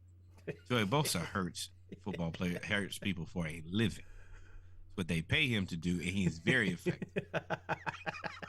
Not a chance. And coming off a game, he feels like he shouldn't have lost. Remember, he feels like he should be still in the playoffs. Exactly. And he's probably not the biggest fan of people who are my complexion. Oh, no. Already known. I mean, come on, man. They came out with didn't they come out with the Make America Great hat again? Hat at the draft and all of that stuff? You better make him stay over there. Don't come over here. In Philly. You got to shoot Philly, first, man. Ask questions at the hospital. Well, should have got Steve Young. Steve Young was out there ready to warm up, dog. They was down to their fifth string quarterback. He was like, look, I could be out there in 30 minutes. Hey, he would have looked better than Josh Johnson, too. Ooh. All right, man. Enough about the 49ers, though. Shout out to the Eagles. Shout out to Nicole Lynn. Shout out to Jalen Hurts, first black quarterback to have to the Qs. To have the first black woman agent to represent an NFL quarterback. Patrick Mahomes held up his end of the deal. Jalen Hurts and the Eagles are now the first black. We have like the blackest Super Bowl of all time. Right now. Well, second blackest, because we did have black head coaches before. But shout out to Jalen Hurts and Nicole Lynn for not only making history on the field, but also in the boardroom as well. This is exciting. I'm happy for her. We spoke about very, very, very early in the season. Everybody on his team is a woman, and a few of them are black women. This looks like netted him a ton of success. Continued success and congratulations. Yes, sir. So, as a result, I forgot. I didn't even notice that this was Biscuit's page. As a result, oh yeah, I thought you. We got one half. We got the Eagles, who are, I believe, are fully healthy going into the Super Bowl. Fully healthy, no injuries. Nobody was on the injury report for the NFC Championship game. Fully healthy Eagles, who have been widely considered the best team in the league. They can beat you passing. They just ran for 150 yards on the 49ers. Number 2 ranked defense. It was the battle of the number 1 and number 2 defenses. Unfortunately, when you play most of the game, you're going to get beat if the offense ain't doing nothing. Then you have the Bengals. The Bengals did a whole lot of jaw-jacking before the game. Calling Arrowhead Burrowhead. Joe Burrow, who was undefeated against Patrick Mahomes. Gritty. You had all of these things. The mayor for Cincinnati called out Patrick Mahomes. Why? What is your reasoning? You have to have somewhere in your head that you understand this guy has had the greatest start to the quarterback position in NFL history. What in your mind would convince you that you should poke this bear? I picked the Bengals, and I was ready for the Bengals to win. And then I saw all of this nonsense. Them bands. I saw, you still owe me a 6-pack. I saw all of them, all of this come out after we made the pick on Saturday about the mayor and Cincinnati news media going crazy. I was like, y'all just made me lose a 12-pack. Y'all just made me lose a 12-pack. Booze. You're a boo. Boo. F-E-U-O-O-L. Boo. Speaking of booze. So why the boo would you touch the? What I will say is, in this game, it was a very hard fought game. You can tell that the Chiefs defense had something to play for, because they pretty much, I mean, the Bengals defense played really, really well. The Bengals played really, really well. This actually turns into a defensive game more than an offensive game. Absolutely. The Bengals offensive line was totally destroyed. I think they got shook. First or second play of the game, the top cornerback for the Chiefs goes out with a concussion. So they're down to like Snead. They're down to like 3 rookies in the backfield. I was like, oh, they about to get just cooked. And the defensive line, Chris Jones, surprisingly did not have any playoff sacks. None. Had like 3 this game. Just took over the 2. Took over the game. Shout out to the Chiefs defensive coordinator. The way that he was breaking down how to get Chris Jones free and get one-on-one. Hey, I can only put you in the position to succeed. It's up to you after that. Chris Jones answered the bell. And Frank Clark. I was a little disappointed from the fact that they did get after him. I think they had 4 sacks in the first half. I don't think they had any sacks in the second half. Now, there was pressure, but you have to – Chris Jones had a sack in the second half. Yeah, sack in first half, sack in second half. Because remember, he waved by. He had a sack to end the final drive and waved by to the crowd. I was like, damn, they don't got to win. I mean, what I was saying was they protected him pretty decent in the second half, and you have your full complement of receivers over there. And let's go back to that conversation you and I had about skill positions and the Bengals versus the Chiefs. And the Chiefs' skill positions kept dropping. Kept what? And they found a way to get it done. Kept dropping. Yeah, they lost. Wasn't it? Well, I think the better conversation to have is the gap that I thought was closing has neither closed and may have opened up a little more between Patrick Mahomes and Joe Burrow. I said that Joe Burrow was probably not too far behind Patrick Mahomes. Yeah. Now, I will say the offensive line was just awful. But Patrick Mahomes, at the end of the day, made plays when he had to win the game. And, unfortunately, there's a lot of people that credit the refs. But you can't, at the end of the day, you can't leave it up to the refs. Now, who I do feel bad for. And they out there with anybody playing receiver. If you can't keep up with them and they're just picking people, hey, find your helmet. We need you, son. You're not built for this. That secondary, that Bengals defensive secondary should be ashamed of themselves. And that offensive line, because you could go back they to. They spent $100 million on that line for that? Well, no, 3 of them got hurt. The one that they spent the money on all got hurt. All of them. They had 3 offensive linemen out. Reggie, what did I say? Bring me my damn money back. If all y'all gonna fall apart. And honestly, I think the game was this close just because they had the skill positions. I mean, T. Higgins made play after play. Jamar Chase, you kind of disappeared, sir. Not even gonna lie to you. You kind of disappeared. And what I will say is the Chiefs said, you gonna have to beat me with T. Higgins and Hayden Hurst. That's who you gonna have to beat me with. And I'm not going to allow you enough time to even figure that part out because I'm just going to blitz you, and Chris Jones is going to dominate the offensive line that you have out there.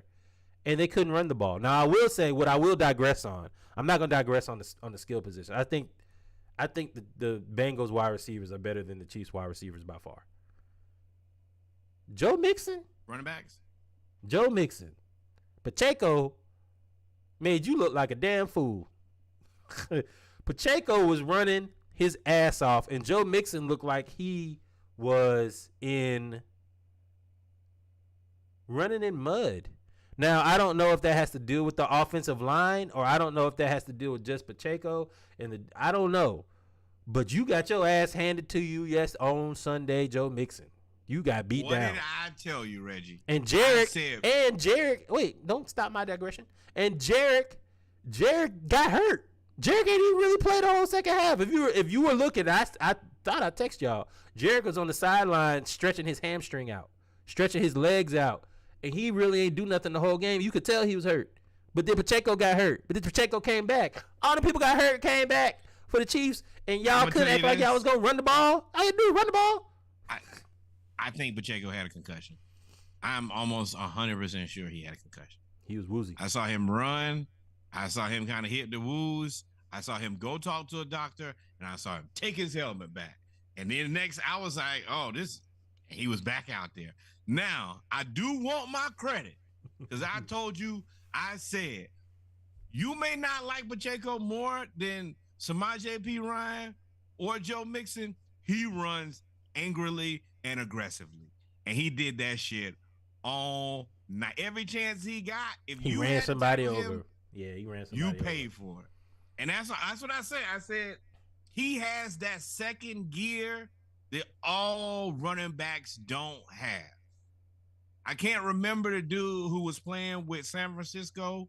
He got hurt, but he had that for a little bit. When you see it, you can't unsee it. Oh, Mostert? Yes. No, Mostert was fast. It was another guy. I think his name was Jeff something. I can't think of it. But he just punished you. He's looking for contact. Now those guys, I don't think they last very long because Yeah, that's and a Pacheco's beating on small. your body. And Pacheco's, whether he runs tough, but he's a small guy.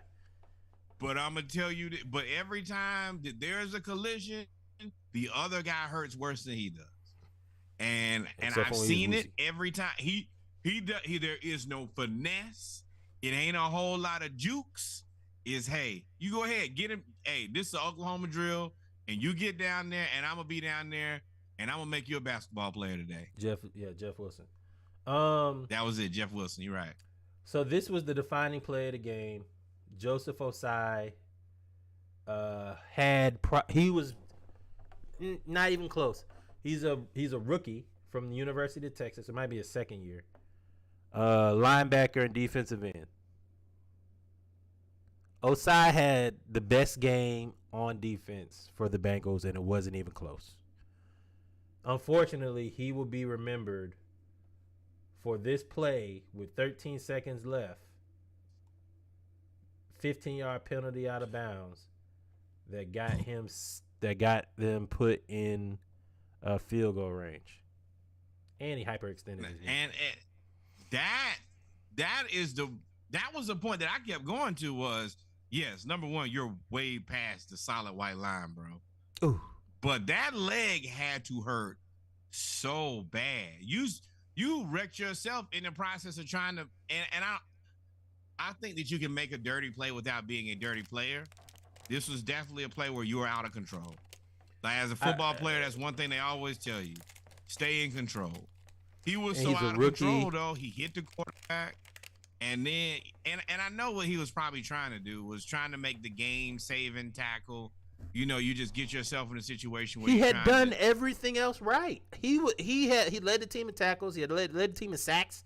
Like he had done everything else right that game, and you are going to be remembered because you are the reason that you didn't go to overtime, and you're the reason. But that leg looked like it hurt so bad, right? Yeah. So, and then he could be seen visibly sobbing after the game. He was and he stayed out there on the field sobbing after everybody else went to the locker room. Everybody. I bet you I wouldn't have wanted to go to the locker room either. Nah, I'm good. They probably mad in there at me. I'm gonna sit right here. So you could be seeing his teammates though were all trying to help him, but I didn't like this part. I didn't like this part.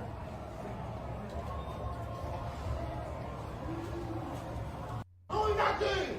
This motherfucker last year. The fuck? Why the fuck you cut the quarterback? Now I can't tell if he said this is my last year, or whatever, but Buddy is already visibly broken. Like he's broken. He was hurt, and a lot of people didn't like this. Now he did go on to say, "See, he was visibly crying. He's crying." So my thing with this is, number one, I hate it when they do this. What, this cry? is people. This is probably this man's lowest moment in life. Oh yeah. And in a person's worst moment, is that what you really like? Is that what you need? The game was over. You're not looking for viewers at this point. I'm distraught. You're just exploiting this man. Yeah, you're just exploiting this man in his lowest moment. You could have put it on the winners. They won the game. Why are you not talking about the Chiefs? But you did make a mistake. I don't really even have an issue with what his teammates said. I think the reason that people have an issue is because the camera caught it.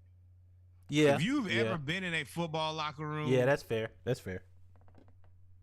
Real conversations are had, and you might say something. The teammate is caught up in the emotion just as much as he was. Yeah, I don't really feel he He may or may not feel that way today. He might be mad about it. But if you've ever played a whole season, you get to the end of the season and it don't go your way, especially on something like that, you're going to be mad. You need a place to vent like that, it's going to happen. Micah Parsons had cameras Joseph these back, days. Though. Yeah, Osai's back. He said, man, it's lame as hell. Like I understand the emotion, but you gotta understand.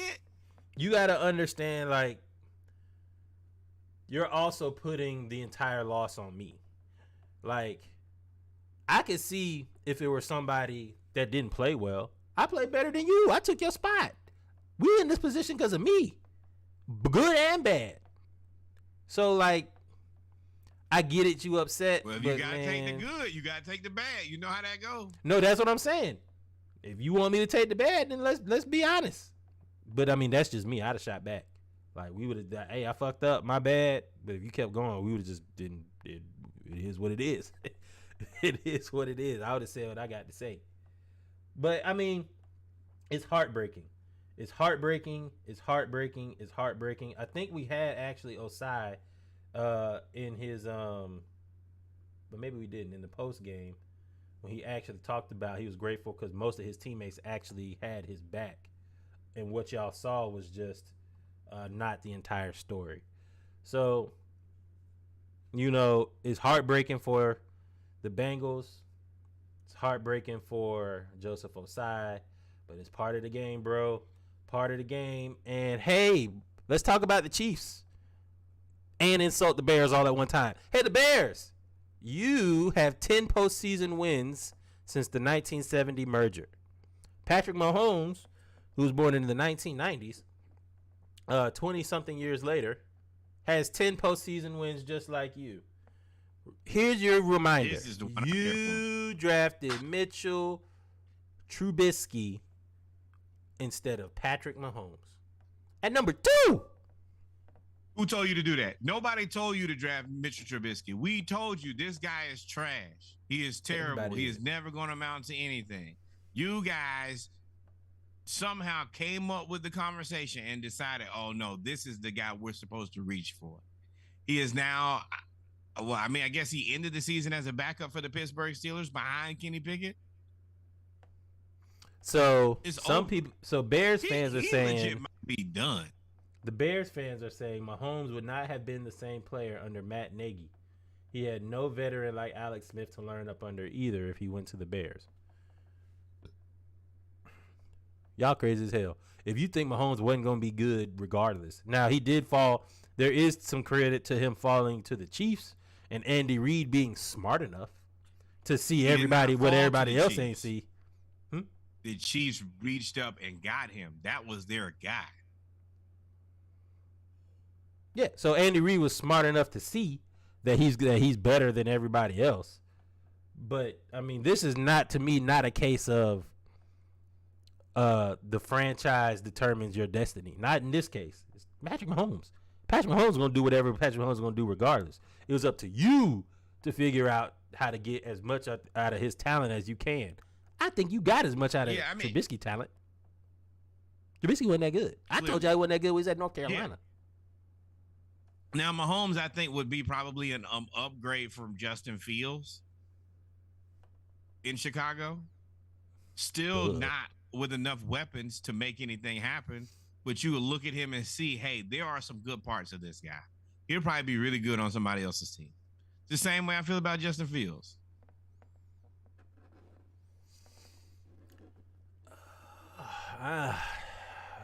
You don't know how good Justin Fields is with the Bears, do you?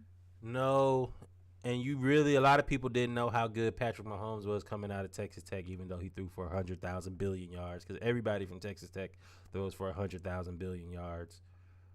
Correct. But, I mean, as a talent evaluator, you've got to know that he has better possible specs than Mitchell The Trubisky. answer is, my issue is not with Mahomes. That's an unknown. I knew. Your neighborhood insurance man knew Trubisky was not the answer. Yeah. And I feel pretty confident that you knew that too. We all did. So how did the Bears not know that? And not only did the Bears not know that, why did the Bears think that it was good to reach for him at second? You know, if we all plainly knew, right? They fired everybody. Matt Nagy, general manager. That's what they specialize in doing. So just a little troll we for the the Bears as we constant talk about the overhaul Super Bowl. Hey, man, shout out to HBCU's Fayetteville State. Josh Williams with the interception in the AFC Championship game against T. Higgins. And this is definitely retribution for him because y'all dogged him out at the beginning of the season when he had to start over because of the injuries that came to the Chiefs secondary. Y'all dogged him out even though he had to play. Who did they? Didn't they play? They played the Bills. Oh, when they played the Bills, y'all dogged him out, but he had to guard Stephon, possibly best number 1 receiver in the league, maybe 2 or 3, top 5 receiver in the league. Diggs and Josh Allen in his first game, his first start ever. Y'all dog Joshua. I won't let y'all forget that. I was like, damn, y'all dogging this dude out. They was like, it's just pitch and catch now. I was like, well, I mean, yeah, he gonna do that against any rookie DB they not named Sauce Gardner. Yeah. I'm just happy to see this, and this proves what we've already believed. Give HBCU talents a chance, they're gonna perform. Quietly, James Houston, who graduated from Jackson State, had an excellent season. There are HBCU players who have had excellent seasons this season. Give them a shot. That's all we ask. Over. They don't play good, cut them. But if they do play good, keep them around forever. And don't cut them. Yeah, and don't make. Yeah. I won't get into the politics of it. But shout out to Fayetteville State for putting on, man. Shout out to Fayetteville State. Chiefs had to. Here we go. And all that bullshit. And then what happened? Man, look at the scoreboard. I don't know who the hell they think they was calling this Burrowhead. They'll take their bum ass back to Cincinnati. Don't ever. And I'm looking at the camera when I say this. Disrespect Arrowhead. You got a cigar of your own, I see. Yeah, I'm smoking this Joe Burrow. I'm smoking this Joe Burrow. It's Mahomes' house. And we took the disrespect after hosting 5 AFC championships. And now they get to smoke their cigars on the way home. Just know this will always be Arrowhead. Yeah, I mean, you got Burrowhead. There was a lot of stuff. I mean, the mayor came at me, man. I mean, they was talking. Like I said, when I saw all of the stuff Cincinnati came out with, I said, championship games are normally even games, especially against teams that you play multiple times in a short period of time.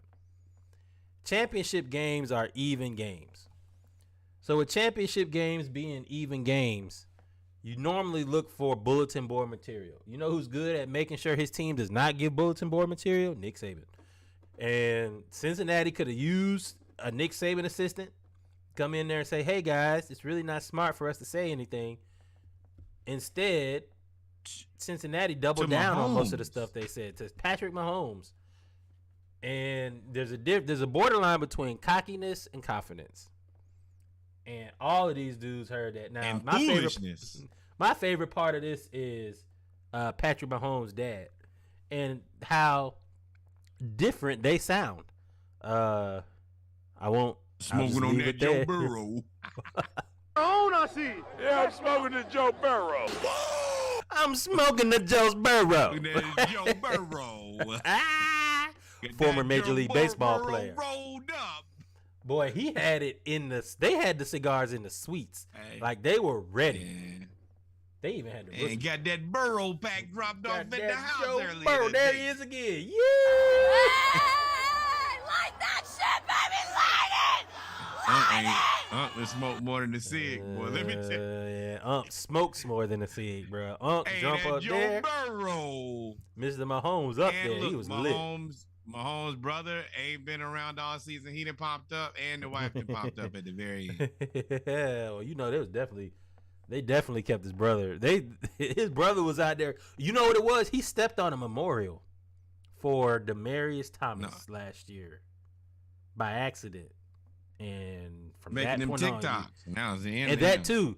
But that was the end. When he did that, they got him up out of there. They said, "Nah, you can't be seen no more, TikToks. bro." Hey, bro. We done paid you $500 million, bro. Yep. We'll So get him a nice seat up here. He can't be on that field no more. That's It that can't out be now. seen. Can't be seen. We'll let you smoke whatever you want to smoke, pops. So this sets up now. It sets up an interesting storyline for the Super Bowl. Let's get pops up off of there. Smoking that wrong. So you Tell have yourself, big dog. Andy Reid coaching against his former team. You have the Kelsey brothers playing against each other. You have former Georgia Bulldogs, national championship winning. Two of them can go from, in the Kobe Dean and Jordan Davis can go from Jalen national Carter, championship. Jordan, yeah. You can go from national championship to Super Bowl. 2 years. That's a hell of a 2-year run, ain't it? And then you also have childhood friends growing up. Childhood teammates. Childhood teammates and friends growing up. Willie Gay and A.J. Brown go from state champs to Super Bowl opponents. Boy, could you imagine? I know the teams that were playing against these dudes in high school was probably like, yeah, these motherfuckers going to the pros. Like, they got at least three pros on this team, and they were probably right. I told How you did them they two. not go to college in Starkville is beyond me. No way They're I'm from letting these Starkville? guys out. I know. Starkville, Mississippi. Wow, and you went to Ole Miss. I know he went to Ole Miss. I don't know where Willie Gay went. I think Willie Gay might have went to Ole Miss too. But it'll be That's dope. Growing up 5 miles away from a dude who was your teammate, and then now y'all go play in the Super Bowl. One of y'all gonna get a Super Bowl win. Yeah, I think losing the Super Bowl sucks, but I think that'll take some sting out of the loss for sure. Yeah.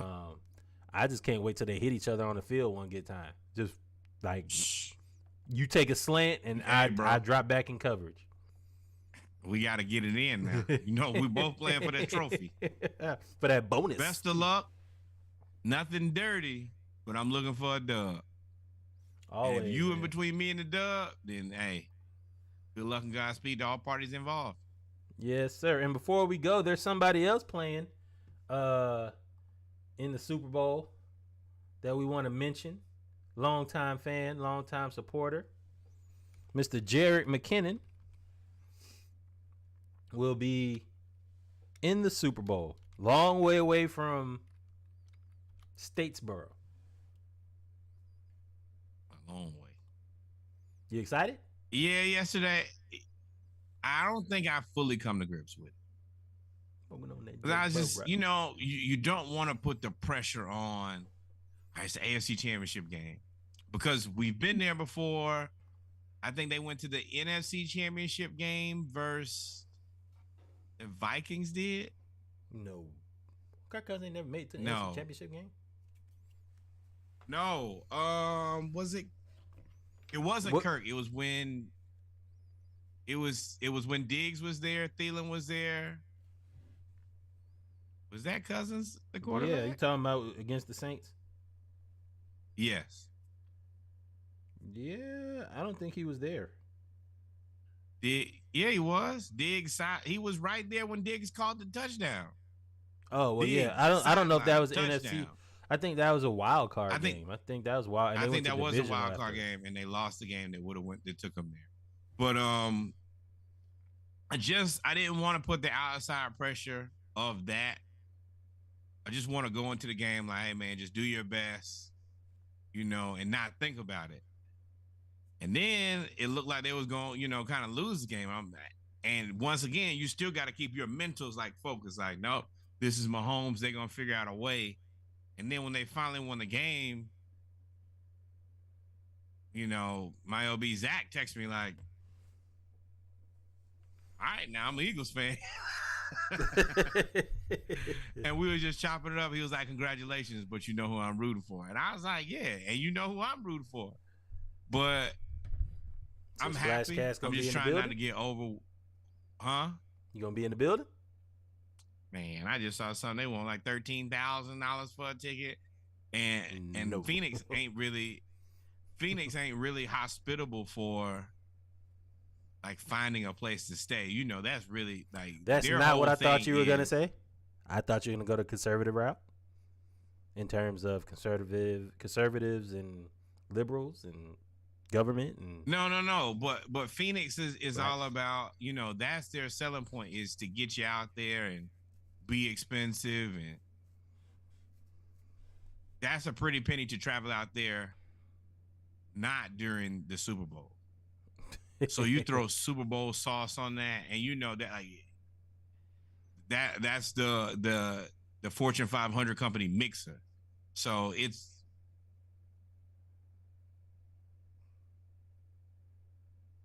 but what I'm probably gonna have to do is watch this at home by myself. I guess somebody say something bad, you gonna punch them? It's gonna be a more emotional Super Bowl than I've had in a very long time, minus 28-3. And yeah, I want to be able to be in my own space where I can just be by myself. So, because I'm invested. I want to see them win the Super Bowl. But the Eagles have been. The Eagles are a good team, and they're pretty healthy. I am happy that there are 2 weeks. Hopefully that gives Mahomes a little bit more time on the ankle. I hope that Snead will be able to come out of the concussion protocol. You'll be able to put your guys in a position to be ready for this game. I think I'm excited, man. It's dope. I think the advantage the Chiefs have in preparation for this game is the last time you made it to the Super Bowl, you played another team with a really, really good defense and a pretty good offense, but the defense really won the game for you. I think the Chiefs' defense is substantially better, and I think not better than the Eagles. I think better than the last time they made it, and I think their offensive line is better than the last time they made it and played against Tampa Bay. So it'll be an interesting game, man. It'll be an interesting game. Of course, we're going to do Saturday Morning Live. We're probably going to do an NFL Super Bowl special. We got all of that in the works as well. So, can't wait. Kevin, I'm going to answer your question. I have to say that they're good. I know how I feel about them. Digression? No, it's not a digression. It's a respect. Sure. I know, my gut tells me to feel a certain way about a team. Your gut was wrong. They're in the Super Bowl. Your gut was wrong. This is where the digression comes in.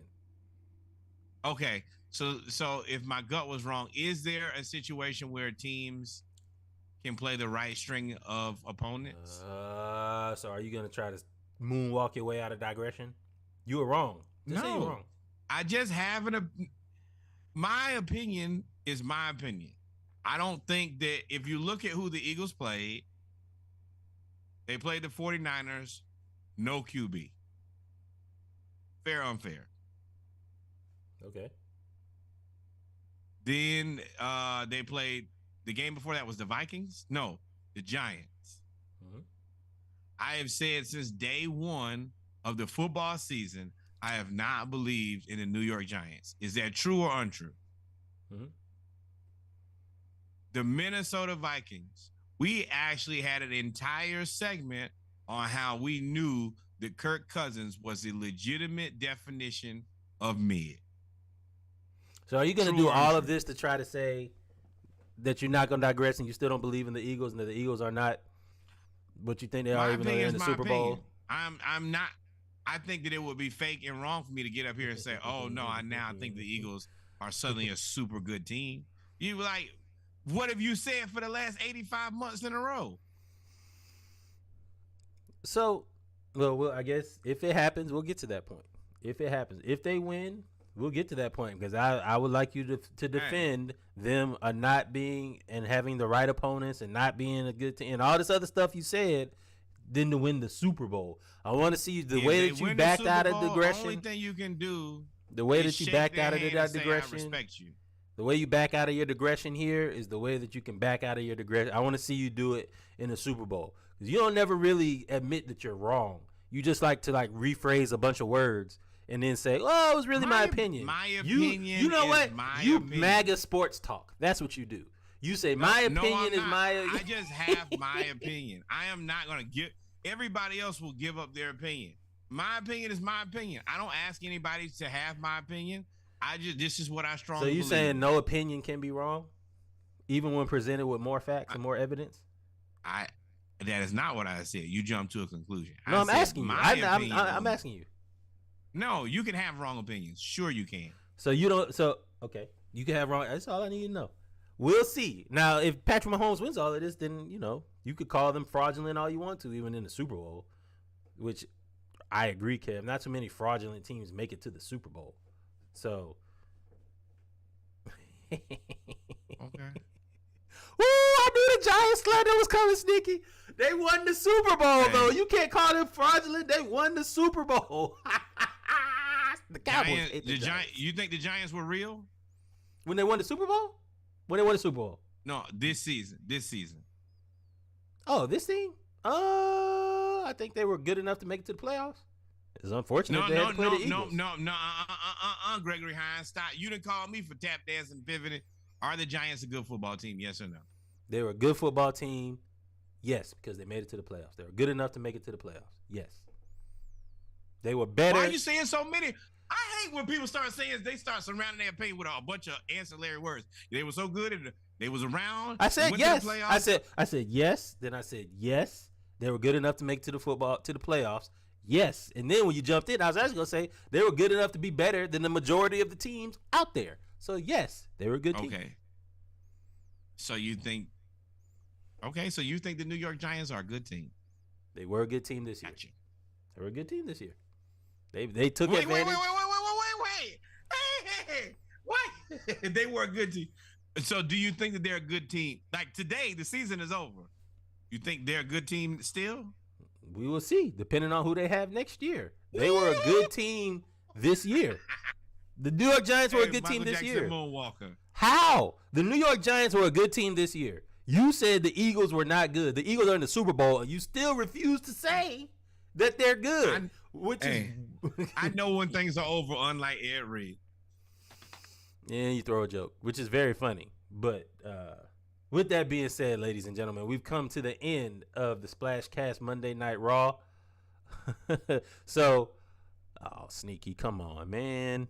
You can't say that. So, Sneaky. That's coming from a place of hate. Because didn't the Giants make it just as far as the Cowboys did? Yeah. Wait. I do want to say something while we're here and the show is over. So I'm watching. I'm not watching the Hawks game. I didn't even look at it. That's why I've been able to focus the whole time. I don't. They go. I want you to understand this. People who have shot more than John Collins tonight. Bogey, 5 of 12. Clint Capella, 4 of 11. So we lose. DeAndre Hunter, 2 of 12. John Collins, 6 of 9. 9 shots for the night. We must be losing. Yep, we losing. DeJounte Murray got 30. He's missed 3. He's missed 3 shots for the night. One of those is a 3-pointer. He's missed 2 2-pointers. But for some reason, we got Clint Capella shooting 11 shots. And DeAndre Hunter missing 10 shots. DeAndre Hunter's missed more shots than John Collins has shot. With that said, I hope y'all have a wonderful and fantastic time. I don't know that we will even have a football segment next week because it will be Super Bowl media week. There is no college football. So you might just get basketball. Next episode might just be all hoops. And we will start picking basketball weekend games this week because there's no football left.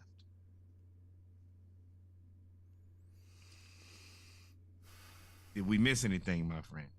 No, I wish you wouldn't have brought up the Hawks. I just went and looked at like everything, turnovers and everything. It kind of just pissed me off.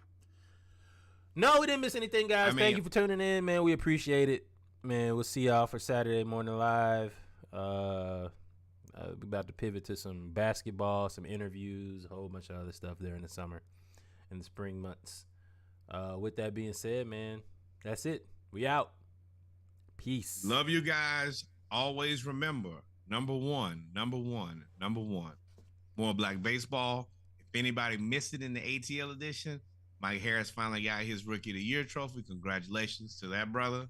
Number 2, More Black Cowboys and Cowgirls. And number 3, historically black college and university in your neighborhood, the one that your favorite cousin went to, your auntie went to, that person that your church went to, send some money over there. The historically black college and university in your neighborhood where you live now, the one that you go to step shows, tailgates, just want to be on the yard around your people, send some money over there. They love you. And then finally, send some money to the greatest learning institution in all the world, the Hampton University. Send your money there, send your kids there. If you need to go back to school, maybe you should go there. Outside of that, though, and this hat is Hampton Blue, just in case you're wondering. Y'all be safe. We love y'all. Until next time, which will be this Saturday.